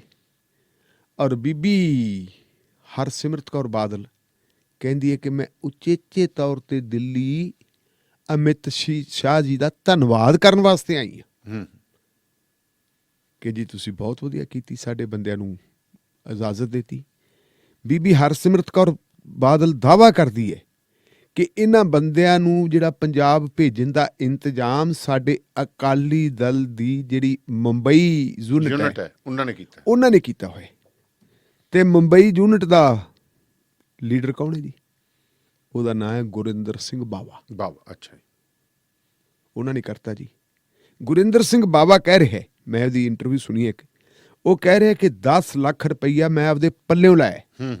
ਮੈਂ 150 ਬੱਸਾਂ ਦਾ ਇੰਤਜ਼ਾਮ ਕੀਤਾ ਸੀ, ਲੇਕਿਨ ਪ੍ਰਵਾਨਗੀ ਮਿਲ ਗਈ, ਮੌਕੇ ਤੇ ਡਰਾਈਵਰ ਨਹੀਂ ਮਿਲੇ। ਇਸ ਕਰਕੇ 150 ਬੱਸਾਂ ਦੀ ਬਜਾਏ ਅਸੀਂ 10 ਬੱਸਾਂ ਭੇਜਤੀਆਂ ਤੇ 10 ਲੱਖ ਰੁਪਈਆ ਮੈਂ ਕੋਲੋਂ ਖਰਚ ਕੀਤਾ। ਸਭ ਤੋਂ ਪਹਿਲੀਆਂ ਬੱਸਾਂ ਇੱਥੇ ਉਹ ਆਉਂਦੀਆਂ। ਉਹਨਾਂ 10 ਬੱਸਾਂ ਦੇ ਵਿੱਚ ਕਿੰਨੇ ਬੰਦੇ ਆਏ? ਕੋਈ ਰਿਕਾਰਡ ਨਹੀਂ। ਉਹਨਾਂ ਨੇ ਕਿਸੇ ਨੂੰ ਆ ਕੇ ਇਨਫੋਰਮ ਕੀਤਾ, ਉਹਨਾਂ ਨੇ ਕਿਸੇ ਦੇ ਥਾਂ ਤੇ ਸਿੱਧੀਆਂ ਪੰਜਾਬ ਦੇ ਬਾਰਡਰ 'ਚ ਵੜ ਗਈਆਂ, ਘਰੋਂ ਘਰੀ ਲੋਕ ਚਲੇ ਗਏ ਜੀ। ਔਰ ਸਭ ਤੋਂ ਜ਼ਿਆਦਾ ਲੋਕ ਜਿਹੜੇ ਹੈਗੇ ਤਰਨਤਾਰਨ ਜ਼ਿਲ੍ਹੇ 'ਚ ਆਏ। ਸਭ ਤੋਂ ਪਹਿਲੇ ਜਿਹੜੇ ਹੈਗੇ ਆ ਕਰੋਨਾ ਦੇ ਮਰੀਜ਼ਾਂ ਦਾ ਪਤਾ ਲੱਗਦਾ ਤੇ ਕਿੱਥੋਂ ਲੱਗਦਾ ਜੀ? ਤਰਨਤਾਰਨ ਤੋਂ ਜੀ। ਸੁਰ ਸਿੰਘ ਵਾਲੇ ਪਿੰਡ ਦੇ ਵਿੱਚ ਜੀ ਕਹਿੰਦੇ ਕਾਫੀ ਗਿਣਤੀ ਦੇ ਵਿੱਚ ਜਿਹੜੇ ਹੈਗੇ ਆ ਪਰਿਵਾਰ ਜਿਹੜੇ ਬਿਮਾਰ ਪਏ ਨੇ। ਸੁਰ ਸਿੰਘ ਵਾਲਾ ਪਿੰਡ ਦੇ ਵਿੱਚ ਬਹੁਤ ਵੱਡਾ ਪਿੰਡ ਆ, ਬੜਾ ਇਤਿਹਾਸਕ ਪਿੰਡ ਆ, ਇਤਿਹਾਸ ਦੇ ਵਿੱਚ ਬੜਾ ਵੱਡਾ ਨਾਮ ਉਹਦਾ ਸੁਰ ਸਿੰਘ ਵਾਲਾ। ਫਿਰ ਜੀ ਕਪੂਰਥਲੇ ਦੇ ਵਿੱਚ ਫਗਵਾੜਾ, ਉੱਥੇ ਦੀ ਗੱਲ ਹੈ ਜੀ। ਹੁਣ ਅਸਲ ਦੇ ਵਿੱਚ ਜੇ ਆਪਾਂ ਦੇਖੀਏ ਗੁਰਿੰਦਰ ਸਿੰਘ ਬਾਵੇ ਦਾ ਵੀ ਅੱਜ ਦੇਖਿਆ ਕੱਢ ਕੇ ਕਿ ਗੁਰਿੰਦਰ ਸਿੰਘ ਬਾਵਾ ਹੈ ਕੌਣ ਜੀ? ਬਹੁਤ ਵੱਡਾ ਜੀ, ਇਹ ਇੱਕ ਹੋਟਲੀਅਰ ਹੈ, ਇੱਕ ਬੜੀ ਵੱਡੀ ਕੰਪਨੀ ਚਲਾਉਂਦਾ ਹੈ। ਇਸ ਬੰਦੇ ਨੂੰ ਮੁੰਬਈ ਦੀ ਪੁਲਿਸ ਇੰਟੈਰੋਗੇਟ ਵੀ ਕਰ ਚੁੱਕੀ ਹੈ ਜੀ, ਕਿਉਂਕਿ ਇਹਦੇ ਹੋਟਲ ਦੇ ਵਿੱਚ ਹੀ ਕਿਸੇ ਵਿਦੇਸ਼ੀ ਕੁੜੀ ਦੇ ਨਾਲ ਕੋਈ ਗਲਤ ਕੰਮ ਹੋਇਆ ਸੀ। ਉਹਦੇ 'ਚ ਇਸ ਬੰਦੇ ਨੂੰ ਵੀ ਇੰਟੈਰੋਗੇਟ ਕੀਤਾ ਜੀ। ਪੈਸੇ ਵਾਲੇ ਬੰਦੇ ਫਿਰ ਆਪਣੀ ਕੋਈ ਪੋਲੀਟੀਕਲ ਤੇ ਧਾਰਮਿਕ ਜਿਹੜੀ ਹੈਗੀ ਹੈ ਪੋਜੀਸ਼ਨ ਬਣਾਉਂਦੇ, ਇਸ ਕਰਕੇ ਤਾਂ ਬਣਾਉਣੀ ਪੈਂਦੀ ਉਹਨਾਂ ਨੂੰ। ਹਾਂਜੀ, ਇਸ ਬੰਦੇ ਨੂੰ ਸਭ ਤੋਂ ਪਹਿਲਾਂ ਤਾਂ ਤਖਤ ਜਿਹੜਾ ਹੈਗਾ ਜੀ ਹਜੂਰ ਸਾਹਿਬ ਜੀ, ਤਖਤ ਹਜੂਰ ਸਾਹਿਬ ਦਾ ਮੈਂਬਰ ਬਣਾਇਆ ਗਿਆ। ਫਿਰ ਕੀ ਹੋਇਆ ਵੀ ਜਦੋਂ ਤਖਤ ਹਜੂਰ ਸਾਹਿਬ ਦਾ ਇਸ ਵੇਲੇ ਦਾ ਜਿਹੜਾ ਪ੍ਰਧਾਨ ਹੈ ਉਹਦਾ ਨਾਮ ਭੁਪਿੰਦਰ ਸਿੰਘ ਮਨਹਾਸ ਜੀ। ਭੁਪਿੰਦਰ ਸਿੰਘ ਮਨਹਾਸ ਨੂੰ ਜਦੋਂ ਨਾਮਜ਼ਦ ਕੀਤਾ ਗਿਆ ਉੱਥੇ ਦਾ ਪ੍ਰਧਾਨ ਜੀ, ਤੇ ਤੁਸੀਂ ਦੇਖਿਆ ਹੋਣਾ ਸਾਰੇ ਸਿੱਖ ਜਗਤ ਨੇ ਉਹਦਾ ਵਿਰੋਧ ਕੀਤਾ ਸੀ। ਅਸੀਂ ਵੀ ਐਸੇ ਮੰਚ ਰਾਹੀਂ ਕੀਤਾ ਸੀ, ਉਹ ਗੱਲ ਕੀਤੀ ਸੀ ਕਿ RSS ਵਾਲਿਆਂ ਨੇ ਉੱਥੇ ਜਿਹੜੀ ਸਟਰੈਂਥ ਘਟਾਤੀ ਹੈ ਬੋਰਡ ਦੀ। 17 ਬੰਦਿਆਂ ਦਾ ਬੋਰਡ ਸੀ ਜੀ, ਸਟਰੈਂਥ ਘਟਾਤੀ ਤੇ ਆਪਦਾ ਬੰਦਾ ਉਹਨਾਂ ਨੇ ਨਾਮਜ਼ਦ ਕਰਤਾ। ਪ੍ਰਧਾਨ ਨਾਮਜ਼ਦ ਕਿਉਂ ਕੀਤਾ? ਸਿੱਖਾਂ ਨੇ ਵੀ ਵਿਰੋਧ ਕੀਤਾ। ਲੇਕਿਨ ਜਦੋਂ ਚੋਣ ਹੋਈ ਉੱਥੇ ਪ੍ਰਧਾਨ ਤਾਂ ਹੋ ਗਿਆ, ਅਗਲੀ ਚੋਣ ਹੋਣੀ ਹੈ। ਅਗਲੀ ਚੋਣ ਤੋਂ ਪਹਿਲਾਂ ਸ਼੍ਰੋਮਣੀ ਗੁਰਦੁਆਰਾ ਪ੍ਰਬੰਧਕ ਕਮੇਟੀ ਦੇ ਪ੍ਰਧਾਨ ਹੋਣ ਦੇ ਨਾਤੇ ਜੀ, ਐਕਸ ਆਫੀਸ਼ੀਓ ਮੈਂਬਰ ਹੋਣ ਦੇ ਨਾਤੇ ਗੋਬਿੰਦ ਸਿੰਘ ਲੌਂਗੋਵਾਲ ਵੀ ਪਹੁੰਚੇ ਜੀ। ਸਵੇਰੇ ਮੀਟਿੰਗ ਹੋਣੀ ਹੈ, ਰਾਤ ਨੂੰ ਗੋਬਿੰਦ ਸਿੰਘ ਹੋਣੀ ਵਿਸ਼ਰਾਮ ਕਰਦੇ ਆ ਲੌਂਗੋਵਾਲ ਸਾਹਿਬ। ਹੂੰ ਸਵੇਰੇ ਮੀਟਿੰਗ ਹੋਣ ਤੋਂ ਪਹਿਲਾਂ ਜਿਹੜੇ ਹਜੂਰ ਸਾਹਿਬ ਦੇ ਸਿੱਖ ਹੈ ਉਹ ਆ ਕੇ ਧਰਨੇ ਤੇ ਬਹਿੰਦੇ। ਉਹ ਗੋਬਿੰਦ ਸਿੰਘ ਲੌਂਗੋਵਾਲ ਨੂੰ ਕਹਿੰਦੇ ਕਿ RSS ਦਾ ਨਾਮਜ਼ਦ ਕੀਤਾ ਹੋਇਆ ਪ੍ਰਧਾਨ, ਇਹਦੀ ਪ੍ਰਧਾਨਗੀ ਥੱਲੇ ਮੀਟਿੰਗ ਹੋਣੀ ਹੈ ਜਿਹਦੇ ਵਿੱਚ ਬੋਰਡ ਦੇ ਮੈਂਬਰਾਂ ਦਾ, ਬੋਰਡ ਦੀ ਮੈਨੇਜਮੈਂਟ ਦਾ ਚੋਣ ਹੋਣੀ ਹੈ, ਤੂੰ ਇਹਦੇ ਵਿੱਚ ਕੀ ਲੈਣਾ ਹੈ ਜੀ, ਸਾਨੂੰ ਇਹਦਾ ਜਵਾਬ ਦੇ। ਕੋਈ ਬੋਲਿਆ ਨਹੀਂ। ਇਹ ਅਖਬਾਰਾਂ 'ਚ ਖਬਰਾਂ ਲੱਗੀਆਂ ਹੋਈਆਂ, ਆਪਾਂ ਨਹੀਂ ਬੋਲਦੇ, ਅਸੀਂ ਨਹੀਂ ਬੋਲਦੇ। ਇਹ ਖਬਰਾਂ ਲੱਗੀਆਂ ਹੋਈਆਂ ਅਖਬਾਰਾਂ ਦੇ ਵਿੱਚ, ਕਿਉਂਕਿ ਗੋਬਿੰਦ ਸਿੰਘ ਲੌਂਗੋਵਾਲ ਦੀ ਉੱਥੇ ਪੂਰੀ ਜਿਹੜੀ ਹੈਗੀ ਲੋਕਾਂ ਨੇ ਲਾਪਾ ਕੀਤੀ ਹੈ। ਉਹ ਤੋਂ ਪਹਿਲਾਂ ਇਸੇ ਗੁਰਿੰਦਰ ਸਿੰਘ ਬਾਵਾ ਨੂੰ ਤਖਤ ਪਟਨਾ ਸਾਹਿਬ ਦੀ ਕਮੇਟੀ ਦੇ ਵਿੱਚ ਮੈਂਬਰ ਬਣਾਇਆ ਗਿਆ। SGPC 'ਚ ਵੀ ਮੈਂਬਰ ਬਣਾਇਆ ਗਿਆ। SGPC ਦੇ ਵਿੱਚ ਵੀ ਮੈਂਬਰ ਬਣਾਇਆ ਗਿਆ। ਉਹ ਕਿਹਨੇ ਬਣਾਇਆ ਜੀ? ਉਹ ਅਵਤਾਰ ਸਿੰਘ ਹਿੱਤ ਨੂੰ ਚੱਕ ਕੇ ਦਿੱਲੀ ਤੋਂ ਤਖਤ ਪਟਨਾ ਸਾਹਿਬ ਦਾ ਚੇਅਰਮੈਨ ਬਣਾਇਆ ਵਾ। ਕਹਿੰਦੇ ਜੀ ਸਾਡਾ ਕੰਟਰੋਲ ਕੋਈ ਨਹੀਂ, ਸਿੱਖ ਧਰਮ ਦੇ ਉੱਤੇ ਸਾਡਾ ਕੰਟਰੋਲ ਕੋਈ ਨਹੀਂ। ਬੰਦੇ ਕਿਹੋ ਜਿਹੇ ਪਾਈ ਹੈ ਜੀ? ਉਸ ਬੰਦੇ ਤੋਂ 10 ਲੱਖ ਰੁਪਈਆ ਲਵਾਇਆ, ਬੰਦੇ ਉਸ ਨੇ ਭੇਜੇ। ਉਹਨਾਂ ਬੰਦਿਆਂ ਦਾ ਕਿਤੇ ਕੋਈ ਮੈਡੀਕਲ ਨਹੀਂ ਹੋਇਆ। ਤੇ ਜਦੋਂ ਗੱਲ ਫੁੱਟ ਗਈ, ਗੱਲ ਦੇ ਫੁੱਟਣ ਤੋਂ ਪਹਿਲਾਂ ਤੁਸੀਂ ਇਹ ਦੇਖੋ ਕਿ ਇੱਕ TV ਚੈਨਲ ਹੈ, ਪਰਿਵਾਰਕ TV ਚੈਨਲ, ਸਵੇਰ ਤੋਂ ਲੈ ਕੇ ਸ਼ਾਮ ਤੱਕ ਬੀਬਾ ਜੀ ਬਾਦਲ ਸਾਹਿਬ, ਸੀਨੀਅਰ ਬਾਦਲ, ਜੂਨੀਅਰ ਬਾਦਲ, ਬੀਬਾ ਜੀ ਨੇ ਬਹੁਤ ਕੋਸ਼ਿਸ਼ ਕੀਤੀ। ਬੀਬਾ ਜੀ ਨੇ ਜਾ ਕੇ ਜੀ ਕਿਹਾ ਅਮਿਤ ਸ਼ਾਹ ਨੂੰ, ਸਰਦਾਰ ਸੁਖਬੀਰ ਸਿੰਘ ਬਾਦਲ ਨੇ ਜੀ ਉੱਥੋਂ ਦੇ ਚੀਫ ਸੈਕਟਰੀ ਨਾਲ ਗੱਲ ਕਰ ਲਈ, ਵੱਡੇ ਬਾਦਲ ਸਾਹਿਬ ਨੇ ਸ਼ਰਦ ਪਵਾਰ ਨਾਲ ਗੱਲ ਕਰ ਲਈ ਜੀ, ਉਹਦੇ ਨਾਲ ਗੱਲ ਕਰ ਲਈ। ਟਿਆਂ ਤੜਕੇ ਤੋਂ ਲੈ ਕੇ ਜਿੰਨੀ ਦੇਰ ਤੱਕ ਆ ਰੌਲਾ ਨਹੀਂ ਪਿਆ, ਉਨੀ ਦੇਰ ਤੇ ਲੱਗਿਆ ਪਿਆ ਜੀ। ਜੋ ਜਿਹੜੇ ਇੱਥੇ ਆ ਗਏ ਨਾ ਸਾਰਾ ਕੁਛ, ਇਹ ਤਾਂ ਸਾਰੇ ਦਾ ਸਾਰਾ ਬੀਬੀ ਬਾਦਲ ਤੇ ਕਾਕਾ ਬਾਦਲ ਤੇ ਬਾਬਾ ਬਾਦਲ ਬਸ ਉਹੀ ਲੈ। ਤੇ ਜਦੋਂ ਹੁਣ ਇਹ ਪਤਾ ਲੱਗ ਗਿਆ ਕਿ ਸੈਂਕੜਿਆਂ ਦੀ ਤਾਦਾਦ ਦੇ ਵਿੱਚ ਉਹਨਾਂ ਚੋਂ ਨਿਕਲਿਆ ਇਹ ਪੋਜ਼ਿਟਿਵ, ਸਰਕਾਰ ਨੇ ਪ੍ਰਬੰਧ ਕਿਉਂ ਨਹੀਂ ਕੀਤਾ? ਮੈਂ ਸਰਕਾਰ ਨੂੰ ਕਿਹਾ ਸੀ ਤੁਸੀਂ ਪ੍ਰਬੰਧ ਕਰੋ, ਤੁਸੀਂ ਕਿਉਂ ਨਹੀਂ ਕੀਤਾ? ਹੁਣ ਉਹ ਵਿਰੋਧ ਕਰਨ ਤੇ ਆ ਗਏ। ਦੱਸੋ, ਆਪਦੇ ਪ੍ਰਧਾਨ ਮੰਤਰੀ ਦੇ ਹਦਾਇਤ ਦੀ, ਉਹਦੀ ਅਪੀਲ ਦੀ ਸਭ ਤੋਂ ਪਹਿਲੀ ਵਿਰੋਧਤਾ ਤਾਂ ਤੂੰ ਕੀਤੀ ਹੈ ਬੀਬਾ ਜੀ। ਕੁਆਰੰਟਾਈਨ ਉੱਥੇ ਜਾ ਕੇ ਤੂੰ ਨਾ ਕੁਆਰੰਟਾਈਨ ਨਹੀਂ, ਤੂੰ ਜਾ ਕੇ ਜਦੋਂ ਉਹਨਾਂ ਨੇ ਕਿਹਾ ਕਿ ਬੰਦੇ ਬੈਠੇ ਰਹਿਣਗੇ, ਭਾਈ ਤੁਸੀਂ ਬੈਠੇ ਰਹੋ, ਤੁਸੀਂ ਜਾ ਕੇ ਕਿਉਂ ਕਹਿੰਦੇ ਕਿ ਇਹਨਾਂ ਨੂੰ ਚੱਕ ਕੇ ਪੰਜਾਬ ਭੇਜੋ? ਤੁਸੀਂ ਇੱਕ ਵਿਰੋਧੀ ਧਿਰ ਦੇ ਆਗੂ ਹੋਣ ਦੇ ਨਾਤੇ ਭੈਣ ਭਰਾਵਾਂ ਨੇ ਪੰਜਾਬ ਦੇ ਮੁੱਖ ਮੰਤਰੀ ਨੂੰ ਕੰਪੈਲ ਕੀਤਾ ਵੀ ਤੂੰ ਚਿੱਠੀਆਂ ਲਿਖ। ਜੇ ਉਹ ਬਿਕਰਮ ਸਿੰਘ ਮਜੀਠੀਆ ਦੀ ਚਿੱਠੀ ਦੇ ਉਲਟ ਚਿੱਠੀ ਨਾ ਨਿਕਲਦਾ ਤਾਂ ਉਹਨੂੰ ਖਲਨਾਇਕ ਬਣਾ ਕੇ ਪੇਸ਼ ਕੀਤਾ। ਢਿੱਲੋਂ ਸਾਹਿਬ ਮੈਂ ਮੰਨ ਲਿਆ, ਆਪਾਂ ਗੱਲ ਕਰਦੇ, ਮੈਂ ਗੱਲ ਕਰਦਾ ਕਿ ਚਲੋ ਮੰਨ ਲਿਆ ਕਿ ਹਰ ਬੰਦੇ ਦਾ ਘਰ ਵਾਪਸੀ ਨਹੀਂ ਤਾਂ ਪੈਦਲ ਚੱਲ ਪੈਂਦੇ, ਪਤਾ ਨਹੀਂ ਕੀ ਵਾਪਰਦਾ। ਹਰ ਬੰਦਾ ਘਬਰਾਹਟ ਦੇ ਵਿੱਚ, ਦੇਖੋ ਬੰਬੇ ਤੋਂ ਮਜ਼ਦੂਰ ਚੱਲ ਪਏ, ਦਿੱਲੀ ਤੋਂ ਮਜ਼ਦੂਰ ਚੱਲ ਪਏ, ਕਿੰਨੀ ਕੁ ਦੇਰ ਅੰਦਰ ਘਬਰਾਹਟ ਪੈਦਾ ਹੋ ਜਾਂਦੀ ਹੈ। ਇੱਕ ਬਜ਼ੁਰਗ ਬੰਦੇ ਸੀ ਘਬਰਾਹਟ ਦੇ, ਚਲੋ ਚੰਗੀ ਗੱਲ ਹੋ ਗਈ ਕਿ ਉਹਨਾਂ ਨੂੰ ਲੈ ਆਏ, ਉਹਦੀ ਵਿਧੀਵਤ ਤਰੀਕੇ ਦੇ ਨਾਲ ਲੈ ਆਏ। ਪਰ ਹੈਰਾਨੀ ਦੀ ਗੱਲ ਤਾਂ ਇਹ ਹੈ ਕਿ ਉਸ ਤੋਂ ਪਹਿਲਾਂ ਜਲੰਧਰ ਜਿਹੜਾ ਹੌਟ ਸਪੌਟ ਬਣਿਆ ਸੀ, ਕਿ ਉਹ ਸਾਰੇ ਸਿੱਖ ਸੀ? ਨਹੀਂ, ਸਿੱਖਾਂ ਤੋਂ ਗੱਲ ਪਹਿਲਾਂ ਤਾਂ ਆਪਾਂ ਇਸ ਗੱਲ ਤੇ ਕਰਕੇ ਸਿੱਖ ਤੇ ਗੈਰ ਸਿੱਖ ਦੀ ਬਾਅਦ ਦੇ ਵਿੱਚ ਉਹ ਤਾਂ ਗੱਲ ਬਾਅਦ ਦੀ ਗੱਲ ਕਰਦੇ ਕਿ ਸਿੱਖ ਹੈ ਕਿ ਗੈਰ ਸਿੱਖ ਹੈ, ਉਹਦੀ ਛੱਡ ਦਿਓ। ਸਵਾਲ ਇਹ ਪੈਦਾ ਹੁੰਦਾ ਕਿ ਗੁਨਾਹਗਾਰ ਕੌਣ ਹੈ? ਪੋਲੀਟੀਕਲ ਜਮਾਤ ਦੇ ਵਿੱਚੋਂ ਗੁਨਾਹਗਾਰ ਕੌਣ ਹੈ? ਗੱਲ ਤਾਂ ਇਹ ਵੀ ਪੱਖੀ ਕਿਹਨੇ ਚੱਲੀ, ਸ਼ੁਰੂਆਤ ਕਰਨ ਕਿਹਨੇ ਕੀਤੀ? ਮੈਂ ਬਿਲਕੁਲ ਬਰੀ ਨਹੀਂ ਕਰਦਾ ਕੈਪਟਨ ਅਮਰਿੰਦਰ ਸਿੰਘ ਦੀ ਸਰਕਾਰ ਨੂੰ। ਜਦੋਂ ਲੋਕ ਆ ਗਏ, ਕੈਪਟਨ ਅਮਰਿੰਦਰ ਸਿੰਘ ਦੀ ਸਰਕਾਰੀ ਮਸ਼ੀਨਰੀ, ਖਾਸ ਕਰਕੇ ਮੈਡੀਕਲ ਸਰਵਿਸ ਵਾਲੀ ਮਸ਼ੀਨਰੀ ਤਿਆਰ ਨਹੀਂ ਸੀ, ਪ੍ਰਪੇਅਰਡ ਨਹੀਂ ਸੀ, ਇੰਨੀ ਤਿਆਰ ਹੀ ਨਹੀਂ ਸੀ ਕਿ ਇੰਨੇ ਲੋਕਾਂ ਦਾ ਉਹ ਇੱਕਦਮ ਜਿਹੜਾ ਹੈਗਾ ਉਹਨਾਂ ਨੂੰ ਕੁਆਰੰਟਾਈਨ ਪੀਪੀ ਕਿੱਟਾਂ ਨਹੀਂ ਦਿੱਤੀਆਂ, ਹੋਰ ਨਹੀਂ ਦਿੱਤਾ ਉਹਨਾਂ ਤੁਸੀਂ ਉਹਨਾਂ। ਮੈਂ ਕਹਿੰਦਾ ਕਿ ਇੰਨੇ ਲੋਕਾਂ ਦੇ ਆਉਣ ਦਿਆਂ ਨੂੰ ਉਹਨਾਂ ਬੰਦਿਆਂ ਨੂੰ 3500 ਤੇ ਕੁਝ ਬੰਦੇ ਆ ਗਏ, ਹੁਣ ਤੱਕ 3500 ਬੰਦਾ ਆ ਗਏ। 3500 ਨੂੰ ਕੁਆਰੰਟੀਨ ਕਰਾਉਣ ਵਾਸਤੇ ਜਿਹੜਾ ਪ੍ਰਬੰਧ ਹੋਣਾ ਚਾਹੀਦਾ ਸੀ, ਇਹ ਉਦੋਂ ਪ੍ਰਬੰਧ ਨਹੀਂ ਸੀ। ਜਿੰਨੇ ਡਾਕਟਰ ਚਾਹੀਦੇ ਸੀ ਉਹਨਾਂ ਨੂੰ ਟੈਸਟ ਕਰਨ ਵਾਸਤੇ, ਉਹਨੇ ਡਾਕਟਰ ਨਹੀਂ ਸੀ। ਇਹ ਸਾਰੀਆਂ ਚੀਜ਼ਾਂ ਆਪਦੀ ਥਾਂ ਦੇ ਉੱਤੇ ਗੁਨਾਹਗਾਰ ਪੰਜਾਬ ਦੀ ਸਰਕਾਰ ਹੈ। ਪਰ ਗੱਲ ਕੀ ਹੈ ਕਿ ਜਿਹੜੇ ਦੂਜੇ ਗੁਨਾਹਗਾਰ ਹੈ ਸਾਡੇ ਕਾਨੂੰਨ ਦੇ ਵਿੱਚ, ਇਹ ਹੈ ਕਿ ਜੇ ਕੋਈ ਬੰਦਾ ਕਿਸੇ ਦੇ ਗੰਡਾਸਾ ਮਾਰਦਾ ਨਾ, ਤੇ ਹੱਲਾਸ਼ੇਰੀ ਦੇਣ ਵਾਲਾ ਵੀ ਉਦੋਂ ਵੱਡਾ ਜ਼ਿੰਮੇਵਾਰ ਹੁੰਦਾ ਹੈ, ਉਹ ਨਹੀਂ ਬਚਦਾ। ਇਸ਼ਾਰਾ ਦੇਣ ਵਾਲਾ ਕੌਣ? ਹੱਲਾਸ਼ੇਰੀ ਦੇਣ ਵਾਲਾ ਕੌਣ? ਹੱਲਾਸ਼ੇਰੀ ਦੇਣ ਵਾਲਾ ਤਾਂ ਤੁਸੀਂ ਆਪ ਹੋ। ਤੁਸੀਂ ਚੈਨਲ ਦਾ ਇਹ ਦੇਖੋ, ਮੇਰੇ ਜਿਹੜੇ ਸਾਡੇ ਸਰੋਤੇ, ਸਾਡੇ ਦਰਸ਼ਕ ਦੇਖਦੇ ਹੋਣਗੇ, ਉਹਨੇ ਦੇਖਿਆ ਹੋਣਾ ਕਿ ਉਹ ਚੈਨਲ ਕਿਵੇਂ ਚੱਲਿਆ ਹੋਇਆ, ਪੋਜੀਸ਼ਨ ਕਿਵੇਂ ਬਦਲੀ। ਹੁਣ ਨਹੀਂ ਕਹਿੰਦੇ ਕਿ ਬੀਬਾ ਜੀ ਨੇ ਪ੍ਰਬੰਧ ਕੀਤਾ ਸੀ ਲਿਆਉਣ ਦਾ, ਹੁਣ ਨਹੀਂ ਕਹਿੰਦੇ ਕਿ ਵੱਡੇ ਬਾਦਲ ਸਾਹਿਬ ਨੇ ਜਾਂ ਛੋਟੇ ਬਾਦਲ ਸਾਹਿਬ ਨੇ ਕੀਤਾ ਸੀ। ਹੁਣ ਉਹ ਕਹਿੰਦੇ ਜੀ ਹਾਂ ਸਰਕਾਰ ਨੂੰ ਕਿਹਾ, ਬੀਬੀ ਜੀ ਵੀ ਕਹੀ ਜਾਂਦੀ ਸਰਕਾਰ ਨੂੰ ਕਿਹਾ ਸੀ ਮੈਂ, ਤੁਸੀਂ ਕਿਉਂ ਨਹੀਂ ਕੀਤਾ? ਵੀ ਤੂੰ ਭਾਈ ਬੀਬਾ ਜੀ ਸਰਕਾਰ ਨੂੰ ਕਹਿਣ ਵਾਲੀ ਕੌਣ ਹੈ? ਸਰਕਾਰ ਨੂੰ ਗਵਰਨਰ ਕਹੇ ਜੀ, ਸਰਕਾਰ ਨੂੰ ਗ੍ਰਹਿ ਵਿਭਾਗ ਕਹੇ, ਸਰਕਾਰ ਨੂੰ ਪ੍ਰਾਈਮ ਮਿਨਿਸਟਰ ਆਫਿਸ ਕਹੇ। ਪੰਜਾਬ ਦੀ ਸਰਕਾਰ ਨੂੰ ਅਸਲ ਸਾਹਿਬ ਤੂੰ ਇੱਕ ਸਿੰਪਲ ਕੈਬਨਿਟ ਮੈਂਬਰ ਹੈ, ਤੂੰ ਸਰਕਾਰ ਨੂੰ ਕਿਸ ਹੈਸੀਅਤ ਦੇ ਵਿੱਚ ਬੀਬਾ ਜੀ ਕਹੇਗੀ? ਇੱਕ ਪਾਰਲੀਮੈਂਟ ਦੇ ਨਾਤੇ, ਜਿਵੇਂ ਦੂਜੇ ਲੋਕ ਕਹਿੰਦੇ ਹੁਕਮ ਨਹੀਂ ਕਰ ਸਕਦੇ, ਤੁਸੀਂ ਵੀ ਕਹਿ ਸਕਦੇ ਹੁਕਮ ਨਹੀਂ ਕਰ ਸਕਦੇ। ਲੇਕਿਨ ਹੁਣ ਤੁਸੀਂ ਪੇਸ਼ ਕੀਤਾ ਹੈ ਕਿ ਮੈਂ ਹੁਕਮ ਦਿੱਤਾ ਸੀ ਜੀ, ਉਸ ਹੁਕਮ ਦੇ ਉੱਤੇ ਪਾਲਣਾ ਨਹੀਂ ਕੀਤੀ। ਪਰ ਸ਼ੁਰੂਆਤ ਕਿਹਨੇ ਕੀਤੀ ਹੈ? ਅੱਜ TV ਚੈਨਲਾਂ ਦੇ ਉੱਤੇ ਡਿਬੇਟ ਚੱਲ ਰਹੀ ਹੈ ਕਿ ਕੌਣ ਜ਼ਿੰਮੇਵਾਰ ਹੈ? ਹਰਸਿਮਰਤ ਕੌਰ ਬਾਦਲ, ਜਿਹੜੇ ਗੋਦੀ ਮੀਡੀਆ ਦੇ ਨਾਲ ਰਿਲੇਟਡ ਚੈਨਲ ਹੈ ਉਹਨਾਂ ਦੇ ਵਿੱਚੋਂ ਇਹ ਆਵਾਜ਼ ਉੱਠ ਰਹੀ ਹੈ। ਕਿਉਂ ਉੱਠ ਰਹੀ ਹੈ? ਇਹ ਮੇਰਾ ਖਿਆਲ ਹੈ ਵੀ ਇਹ ਵੀ ਅੰਦਰੋਂ ਉਠਾਈ ਜਾ ਰਹੀ ਹੈ। ਜੇ ABP ਜਿਹੜਾ ਪੂਰਨ ਤੌਰ ਤੇ ਪੂਰਨ ਤੌਰ ਤੇ ਸਮਰਪਿਤ ਹੈ,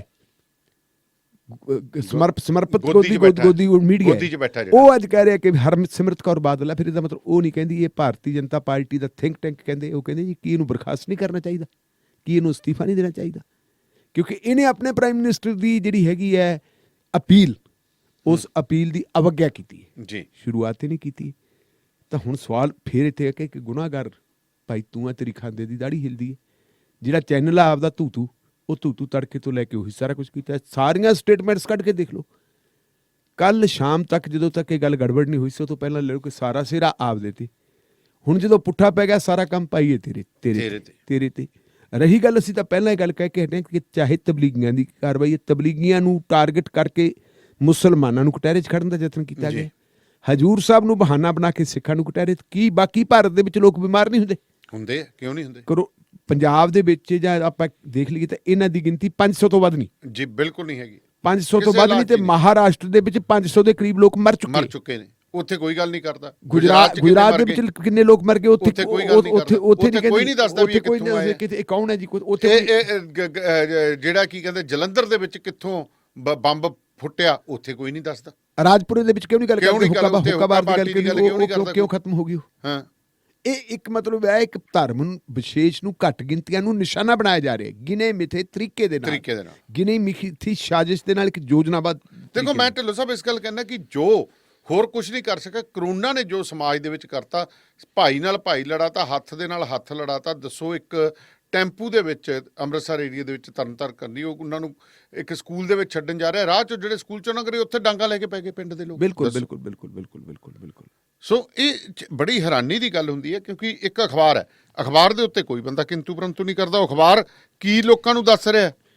ਅੱਜ ਜਿਹੜਾ ਯੁੱਗ ਹੈ ਜੀ, ਜਿਸ ਯੁੱਗ ਦੇ ਵਿੱਚ ਅਸੀਂ ਰਹਿ ਰਹੇ ਹਾਂ, ਇਹ ਫੈਸਲਾ ਹੁਣ ਸਾਡੇ ਜਿਹੜੇ ਸੁਣਨ ਵਾਲੇ ਲੋਕ ਹੈ ਉਹਨਾਂ ਨੂੰ ਕਰਨਾ ਚਾਹੀਦਾ ਕਿ ਅਸੀਂ ਸਿਰਫ ਲੀਡਰਾਂ ਦੇ ਮਗਰ ਲੱਗ ਕੇ ਆਪਣੇ ਮਨ ਨਾ ਬਣਾਓ। ਤੁਸੀਂ ਐਨਾਲਿਸਿਸ ਕਰੋ, ਵਿਸ਼ਲੇਸ਼ਣ ਕਰੋ ਜੀ, ਕਿ ਜੇ ਸਾਡੇ ਤੇ ਮੁਸੀਬਤ ਪੈ ਗਈ, ਇਸ ਮੁਸੀਬਤ ਦੇ ਵਿੱਚ ਰਾਜਨੀਤੀ ਕਿਵੇਂ ਹੁੰਦੀ ਹੈ। ਸਵਾਲ ਤਾਂ ਇਹ ਹੈ ਕਿ ਸਿਵਿਆਂ ਦੇ ਉੱਤੇ ਰੋਟੀਆਂ ਸੇਕਣ ਦਾ ਯਤਨ ਕੀਤਾ ਜਾ ਰਿਹਾ ਹੈ। ਰੋਟੀਆਂ ਕਿਹੜੀਆਂ? ਸਿਆਸੀ ਵੋਟਾਂ ਵਾਲੀਆਂ, ਪੋਲਰਾਈਜੇਸ਼ਨ ਪੰਜਾਬ ਦੇ ਵਿੱਚ ਪੋਲਰਾਈਜੇਸ਼ਨ ਵਾਲਿਆਂ ਦੀ ਉਹ ਤਾਂ ਤੋਂ ਬੈਠਿਆਂ ਦੀ ਹੋ ਰਹੀ ਹੈ। ਇੱਥੇ ਜਿਹੜੀ ਹੈਗੀ ਹੈ ਕਿ ਤੂੰ ਛੇਤੀ ਤੂੰ ਫੜ ਕੁਰਸੀ ਤੋਂ, ਇੱਕ ਬੰਦਾ ਕੁਰਸੀ ਫੜੀ ਬੈਠਾ ਵੀ ਮੈਂ ਨਹੀਂ ਛੱਡਦਾ, ਦੂਜਾ ਕਹਿੰਦਾ ਤੇਰਾ ਮਤਲਬ ਕੀ ਹੈ? ਅਜੇ 5 ਸਾਲ ਵੀ ਪੂਰੇ ਨਹੀਂ ਹੋਏ, ਉਹ ਕੁਰਸੀ ਦੇ ਬਾਹੂ ਪੱਟਣ ਨੂੰ ਫਿਰਦਾ। ਉਹ ਕਹਿੰਦੇ ਤੂੰ ਬੈਠਣ ਦਾ ਮਤਲਬ ਕੀ ਹੈ? ਤੂੰ ਖਾਲੀ ਕਰ ਆ ਗਏ ਅਸੀਂ ਤਾਂ ਸਾਡੇ ਵਾਸਤੇ ਕੁਰਸੀ ਛੱਡ। ਕੁਰਸੀ ਦੀ ਖੇਡ ਦੀ ਖਾਤਰ ਤੁਸੀਂ ਕੀ ਮਤਲਬ ਜਿਹੜਾ ਹੈਗਾ ਆਪਣੇ ਲੋਕਾਂ ਦਾ, ਆਪਣੇ ਜਿਹੜੇ ਗੁਰਸਿੱਖ ਆ, ਤੁਸੀਂ ਉਹਨਾਂ ਦਾ ਬਾਲਣ ਬਣਾ ਰਹੇ, ਉਹਨਾਂ ਨੂੰ ਭੱਠੀ 'ਚ ਸਿੱਟ ਰਹੇ। ਬਟ ਢਿੱਲੋਂ ਸਾਹਿਬ, ਇੱਕ ਹੋਰ ਰਿਪੋਰਟਾਂ ਆ ਰਹੀਆਂ ਨੇ, ਇਹ ਤਾਂ ਬੱਸਾਂ ਰਾਹੀਂ ਜਿਹੜੇ ਆ ਗਏ, ਟਰੱਕਾਂ ਰਾਹੀਂ ਮਜ਼ਦੂਰ, ਦੇਖੋ ਟਰੱਕ ਪਹੁੰਚਿਆ, ਕਿਵੇਂ ਪਹੁੰਚਿਆ, ਕਿੰਨਾ ਹਾਲਾਤਾਂ 'ਚ ਪਹੁੰਚਿਆ। ਬਿਲਕੁਲ। ਹੁਣ ਮੇਰੇ ਕੋਲ ਖਬਰ ਆਈ ਹੈ 21 ਤੋਂ ਵੱਧ ਨਾਕੇ ਨੇ ਕੱਲੇ ਫਾਜ਼ਿਲਕਾ ਜ਼ਿਲ੍ਹੇ ਦੇ ਵਿੱਚ ਰਾਜਸਥਾਨ ਸਰਹੱਦ ਨਾਲ ਲੱਗਦੇ। ਉੱਥੇ ਘੱਟੋ ਘੱਟ 2 ਤੋਂ 2.5 ਹਜ਼ਾਰ ਮਜ਼ਦੂਰ ਬੈਠਾ ਹੈ। ਪੰਜਾਬ ਇਸੇ ਚੱਕਰ ਦੇ ਮਾਰੇ ਹੁਣ ਮਜ਼ਦੂਰ ਉੱਥੋਂ ਦੇ, ਮੇਰੇ ਕੋਲ ਜਿਹੜੀ ਰਿਪੋਰਟ ਆਈ ਹੈ, ਜਿਹੜੇ ਬੀਕਾਨੇਰ ਦੇ ਕਮਿਸ਼ਨਰ ਨੇ, ਉਹਨਾਂ ਨੂੰ ਸਰਟੀਫਿਕੇਟ ਦੇ ਦਿੱਤਾ, ਭਾਵੇਂ ਉਹ ਪੈਦਲ ਆਏ ਆ, ਕਿਵੇਂ ਆਏ ਆ, ਰੱਬ ਜਾਣਦਾ। ਉਹਨਾਂ ਨੂੰ ਗਮਜਾਲ ਬਾਰਡਰ ਤੱਕ ਪਹੁੰਚਾਤਾ ਕਿ ਅਸੀਂ ਇਹਨਾਂ ਨੂੰ 14 ਦਿਨ ਫਲਾਨੇ ਸਕੂਲ ਦੇ ਵਿੱਚ ਰੱਖਿਆ, ਉਹਨਾਂ ਦੀ ਟੈਸਟਿੰਗ ਕਰ ਲਈ, ਸਾਰਾ ਕੁਝ ਕਰ ਲਿਆ, ਤੁਸੀਂ ਇਹਨੂੰ ਲੈ ਲਓ। ਪਰ ਫਿਰ ਹੁਣ ਦੇਖੋ 14 ਦਿਨ ਤਾਂ ਉਹ ਹੋ ਗਏ, ਹੁਣ 14 ਦਿਨ ਉਹ ਸਾਧੂ ਵਾਲੇ ਬੈਠਣਗੇ, ਸਾਧੂ ਵਾਲੇ ਤੋਂ ਬਾਅਦ ਜੀ ਫਿਰ ਉਹ ਜਿਹੜਾ ਇੱਥੇ ਬੈਠਣਗੇ। ਇਹਦੇ ਬਾਰੇ ਦੇਖੋ ਕਿੰਨੀ ਸਥਿਤੀ ਜਿਹੜੀ ਹੈ ਉਹ ਬਣੀ ਪਈ ਹੈ ਉਹਨਾਂ ਦੀ ਹਾਲਾਤ। ਸੋ ਮਜ਼ਦੂਰ ਦੇਖੋ, ਹਾੜੀ ਛੋਲੇ ਵੱਢਣ ਗਏ ਆ, ਹਾੜੀ ਇੱਥੇ ਖਤਮ ਹੋ ਜਾਣੀ ਹੈ, ਤੂੜੀ ਤੰਦ ਲੋਕਾਂ ਨੇ ਸਾਂਭ ਲੈਣਾ, ਤਾਂ ਉਹਨਾਂ ਦੀ ਇੱਥੋਂ ਦੀ ਹਾੜੀ ਵੀ ਮਾਰੀ ਗਈ। ਸੋ ਕਹਿਣ ਤੋਂ ਭਾਵ ਕਿ ਇਸ ਮੀਡੀਆ ਨੇ ਜਿਹੜੇ ਲੋਕ ਆ ਵੀ ਰਹੇ ਸੀ, ਉਹਨਾਂ ਦੀ ਟੈਸਟਿੰਗ ਵੀ ਹੋਣੀ ਸੀ, ਉਹਨਾਂ ਨੂੰ ਇੱਕ ਸੈਂਡਵਿਚ ਬਣਾ ਕੇ ਰੱਖਤਾ। ਉਹ ਨਾ ਇਧਰ ਕੇ ਰਹੇ ਨਾ ਉਧਰ ਕੇ ਰਹੇ। ਨਹੀਂ, ਮੀਡੀਆ ਨੂੰ ਇਕੱਲੇ ਨੂੰ ਅਸੀਂ ਬਲੇਮ ਨਹੀਂ ਕਰ ਸਕਦੇ। ਮੀਡੀਆ ਨੂੰ ਇੱਕ ਤਾਕਤ ਚਲਾਉਂਦੀ ਹੈ, ਬਿਲਕੁਲ ਉਹ ਤਾਕਤ ਚਲਾਉਂਦੀ ਹੈ ਜੀ, ਉਸ ਤਾਕਤ ਦੇ ਮੁਤਾਬਕ ਮੀਡੀਆ ਚੱਲਦਾ ਹੈ। ਸੋ ਪ੍ਰੋਗਰਾਮ ਸ਼ਮਾਦਾਨ ਦੇ ਵਿੱਚ ਤੁਸੀਂ ਇਸ ਵਕਤ ਜੁੜੇ ਹੋਏ ਹੋ। ਮੈਂ ਚਾਹੁੰਦਾ ਸੀ ਤੁਸੀਂ ਵਿੱਚ ਕਾਲਸ ਜ਼ਰੂਰ ਕਰਦੇ। ਸੋ ਇੱਕ ਬ੍ਰੇਕ ਦਾ ਸਮਾਂ ਹੋ ਗਿਆ ਜੀ, ਬ੍ਰੇਕ ਤੋਂ ਬਾਅਦ ਫਿਰ ਮਿਲਦੇ ਹਾਂ ਆਪਾਂ। ਸੋ ਜੁੜੇ ਰਹੋ ਰੇਡੀਓ ਪੰਜਾਬ ਟੂਡੇ ਦੇ ਨਾਲ। ਮੈਂ ਸਵਰਨ ਸਿੰਘ ਦਾਨੇਲੀਆ ਤੁਹਾਡੇ ਨਾਲ ਬਠਿੰਡਾ ਸਟੂਡੀਓ ਤੋਂ ਜੁੜੇ ਹੋਏ ਹਾਂ। ਪ੍ਰੋਗਰਾਮ ਸ਼ਮਾਦਾਨ ਦੇ ਵਿੱਚ ਅੱਜ ਅਸੀਂ ਹੋਰ ਵੀ ਚਰਚਾ ਕਰਾਂਗੇ। ਅੱਜ ਮਜ਼ਦੂਰ ਦਿਵਸ ਹੈ ਜੀ। ਮਜ਼ਦੂਰ ਦਿਵਸ ਦੇ ਮੌਕੇ ਦੇ ਉੱਤੇ ਸੰਤ ਰਾਮ ਉਦਾਸੀ ਜੀ ਦਾ ਹਮੇਸ਼ਾ ਹੀ ਇਹ ਗੀਤ ਜਿਹੜਾ ਆਮ ਲੋਕ ਸੁਣਦੇ ਨੇ, ਇਹ ਹਮੇਸ਼ਾ ਹੀ ਢਿੱਲੋਂ ਮੰਗਦਾ ਰਹੀ ਵੇ ਸੂਰਜਾ ਕਮੀਆਂ ਦੇ ਵਿਹੜੇ, ਇਹ ਇੱਕ ਆਪਣੇ ਆਪ ਦੇ ਵਿੱਚ ਜਿਹਨੂੰ ਆਪਾਂ ਕਹਿੰਦੇ ਆਈਕਨ ਬਣ ਗਿਆ। ਮਜ਼ਦੂਰਾਂ ਦੀ ਗੱਲ ਕਰਨ ਦਾ ਇਹ ਗੀਤ ਬਣ ਗਿਆ। ਬਹੁਤ ਹੀ ਇਸ ਗੀਤ ਨੂੰ ਮੈਂ ਤੁਹਾਡੇ ਤੱਕ ਪੇਸ਼ ਕਰਦਾ।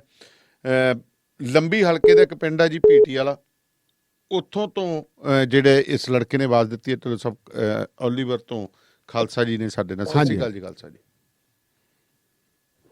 ਹਾਂਜੀ, ਮੈਂ ਤਾਂ ਇਹ ਕਹਿਣਾ ਚਾਹੁੰਦਾ, ਆ ਤਾਂ ਢਿੱਲੋਂ ਸਾਹਿਬ ਨੇ ਸਾਰੇ ਪਰਦੇ ਖੋਲ੍ਹਤੇ ਬਾਦਲਾਂ ਦੇ।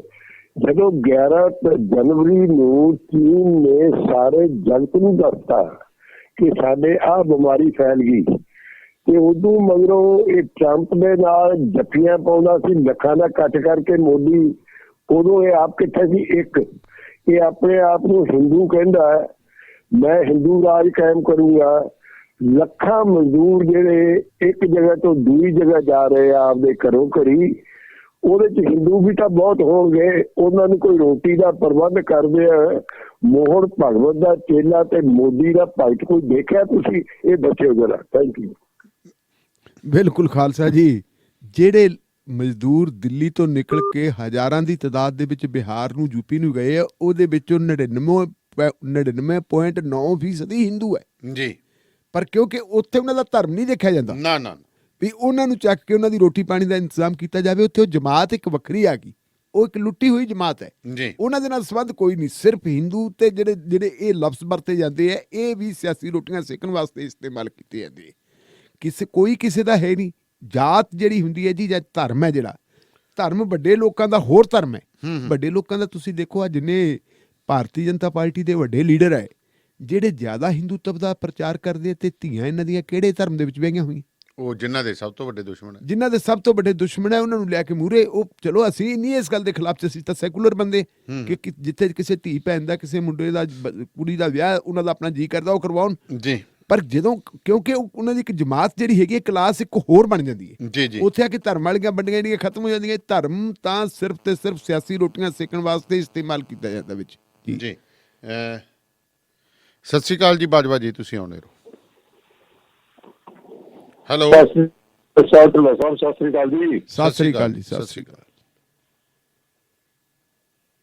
ਸਭ ਤੋਂ ਪਹਿਲਾਂ ਤੇ ਮੈਂ ਉਹਨਾਂ ਮਜ਼ਦੂਰਾਂ ਆਪਣੇ ਭਰਾਵਾਂ ਨੂੰ ਜਿਨ੍ਹਾਂ ਨੇ ਸ਼ਿਕਾਗੋ ਵਿੱਚ ਅੱਜ ਦੇ ਦਿਨ 18 ਨੇ ਆਪਣੀ ਜਾਨ ਦੀ ਆਹੁਤੀ ਦਿੱਤੀ, ਕੁਰਬਾਨੀ ਦਿੱਤੀ, 1886 ਸ਼ਹਾਦਤ ਦੇ ਕੇ, ਤੇ ਆਪਣੇ ਕੋਲ ਜਿਹੜਾ ਜਵਾਨੀ ਦਾ ਜੂਆ ਸੀ, ਲਾਇਆ ਜੂਆ ਸੀ ਤੇ ਜੋ ਪਹਿਲੇ ਤੋਂ ਰਾਜਾਸ਼ਾਹੀ ਵੇਲੇ ਤੋਂ ਚੱਲਦਾ ਆਉਂਦਾ ਸੀ, ਤੇ ਸਵੇਰ ਤੋਂ ਲੈ ਜਾਣਾ ਤੇ ਭਾਵੇਂ ਅੱਧੀ ਰਾਤ ਨੂੰ ਛੱਡਣ, ਤੇ ਉਹ ਥੋੜੇ ਜਿੰਨੇ ਜੋ ਕੁਛ ਕੀਤਾ ਹੁੰਦਾ ਸੀ ਉਹ ਦੇਣਾ, ਮਤਲਬ ਕੰਮ ਕਰਾਈ ਜਿਹੜਾ ਦੇਣਾ ਲੈਣਾ ਕੱਖ ਨਾ।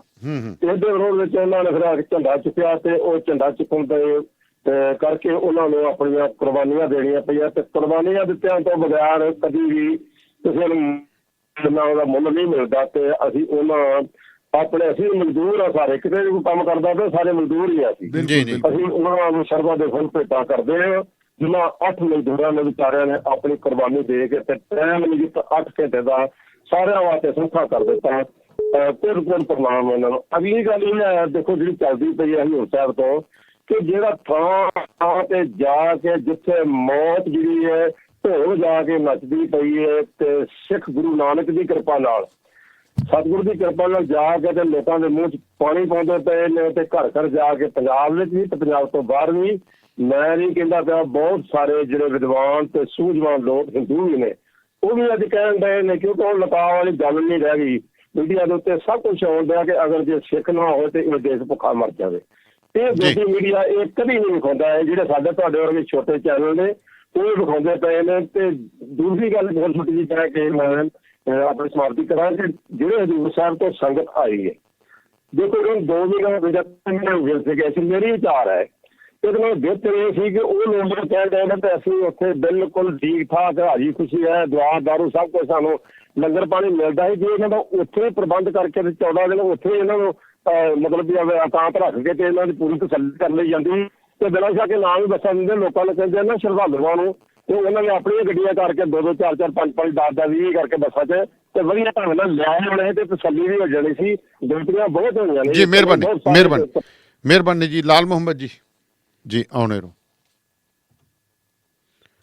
ਹੈਲੋ ਲਾਲ ਮੁਹੰਮਦ ਜੀ ਆਉਣੇ ਰੋ।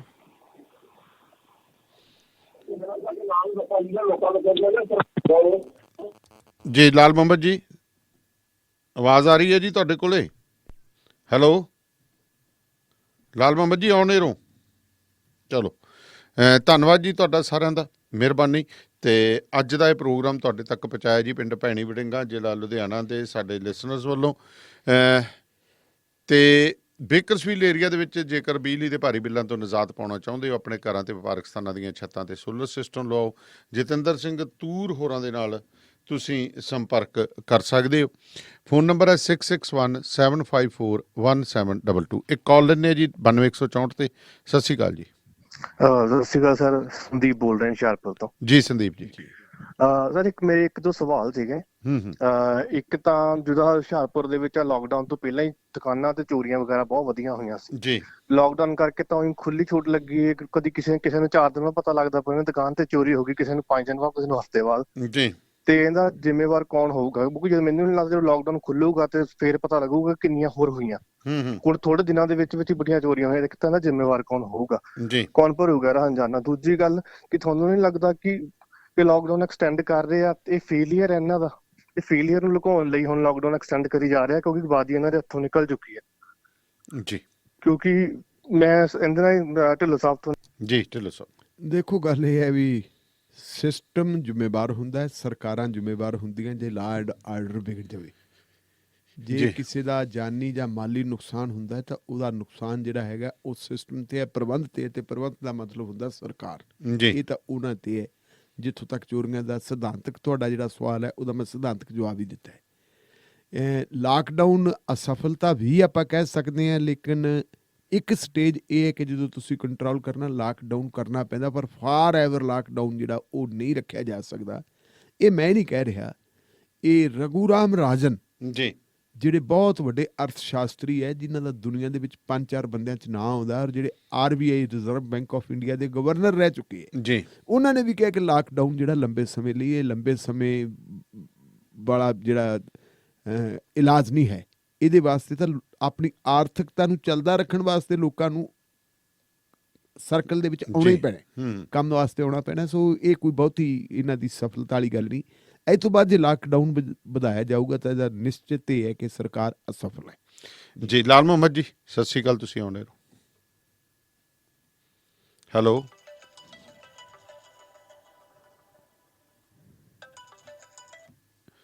ਲਾਲ ਮੁਹੰਮਦ ਜੀ ਆਉਂਦੇ ਰਹੋ ਤੁਸੀਂ ਜੀ। ਸਤਿ ਸ਼੍ਰੀ ਅਕਾਲ ਜੀ।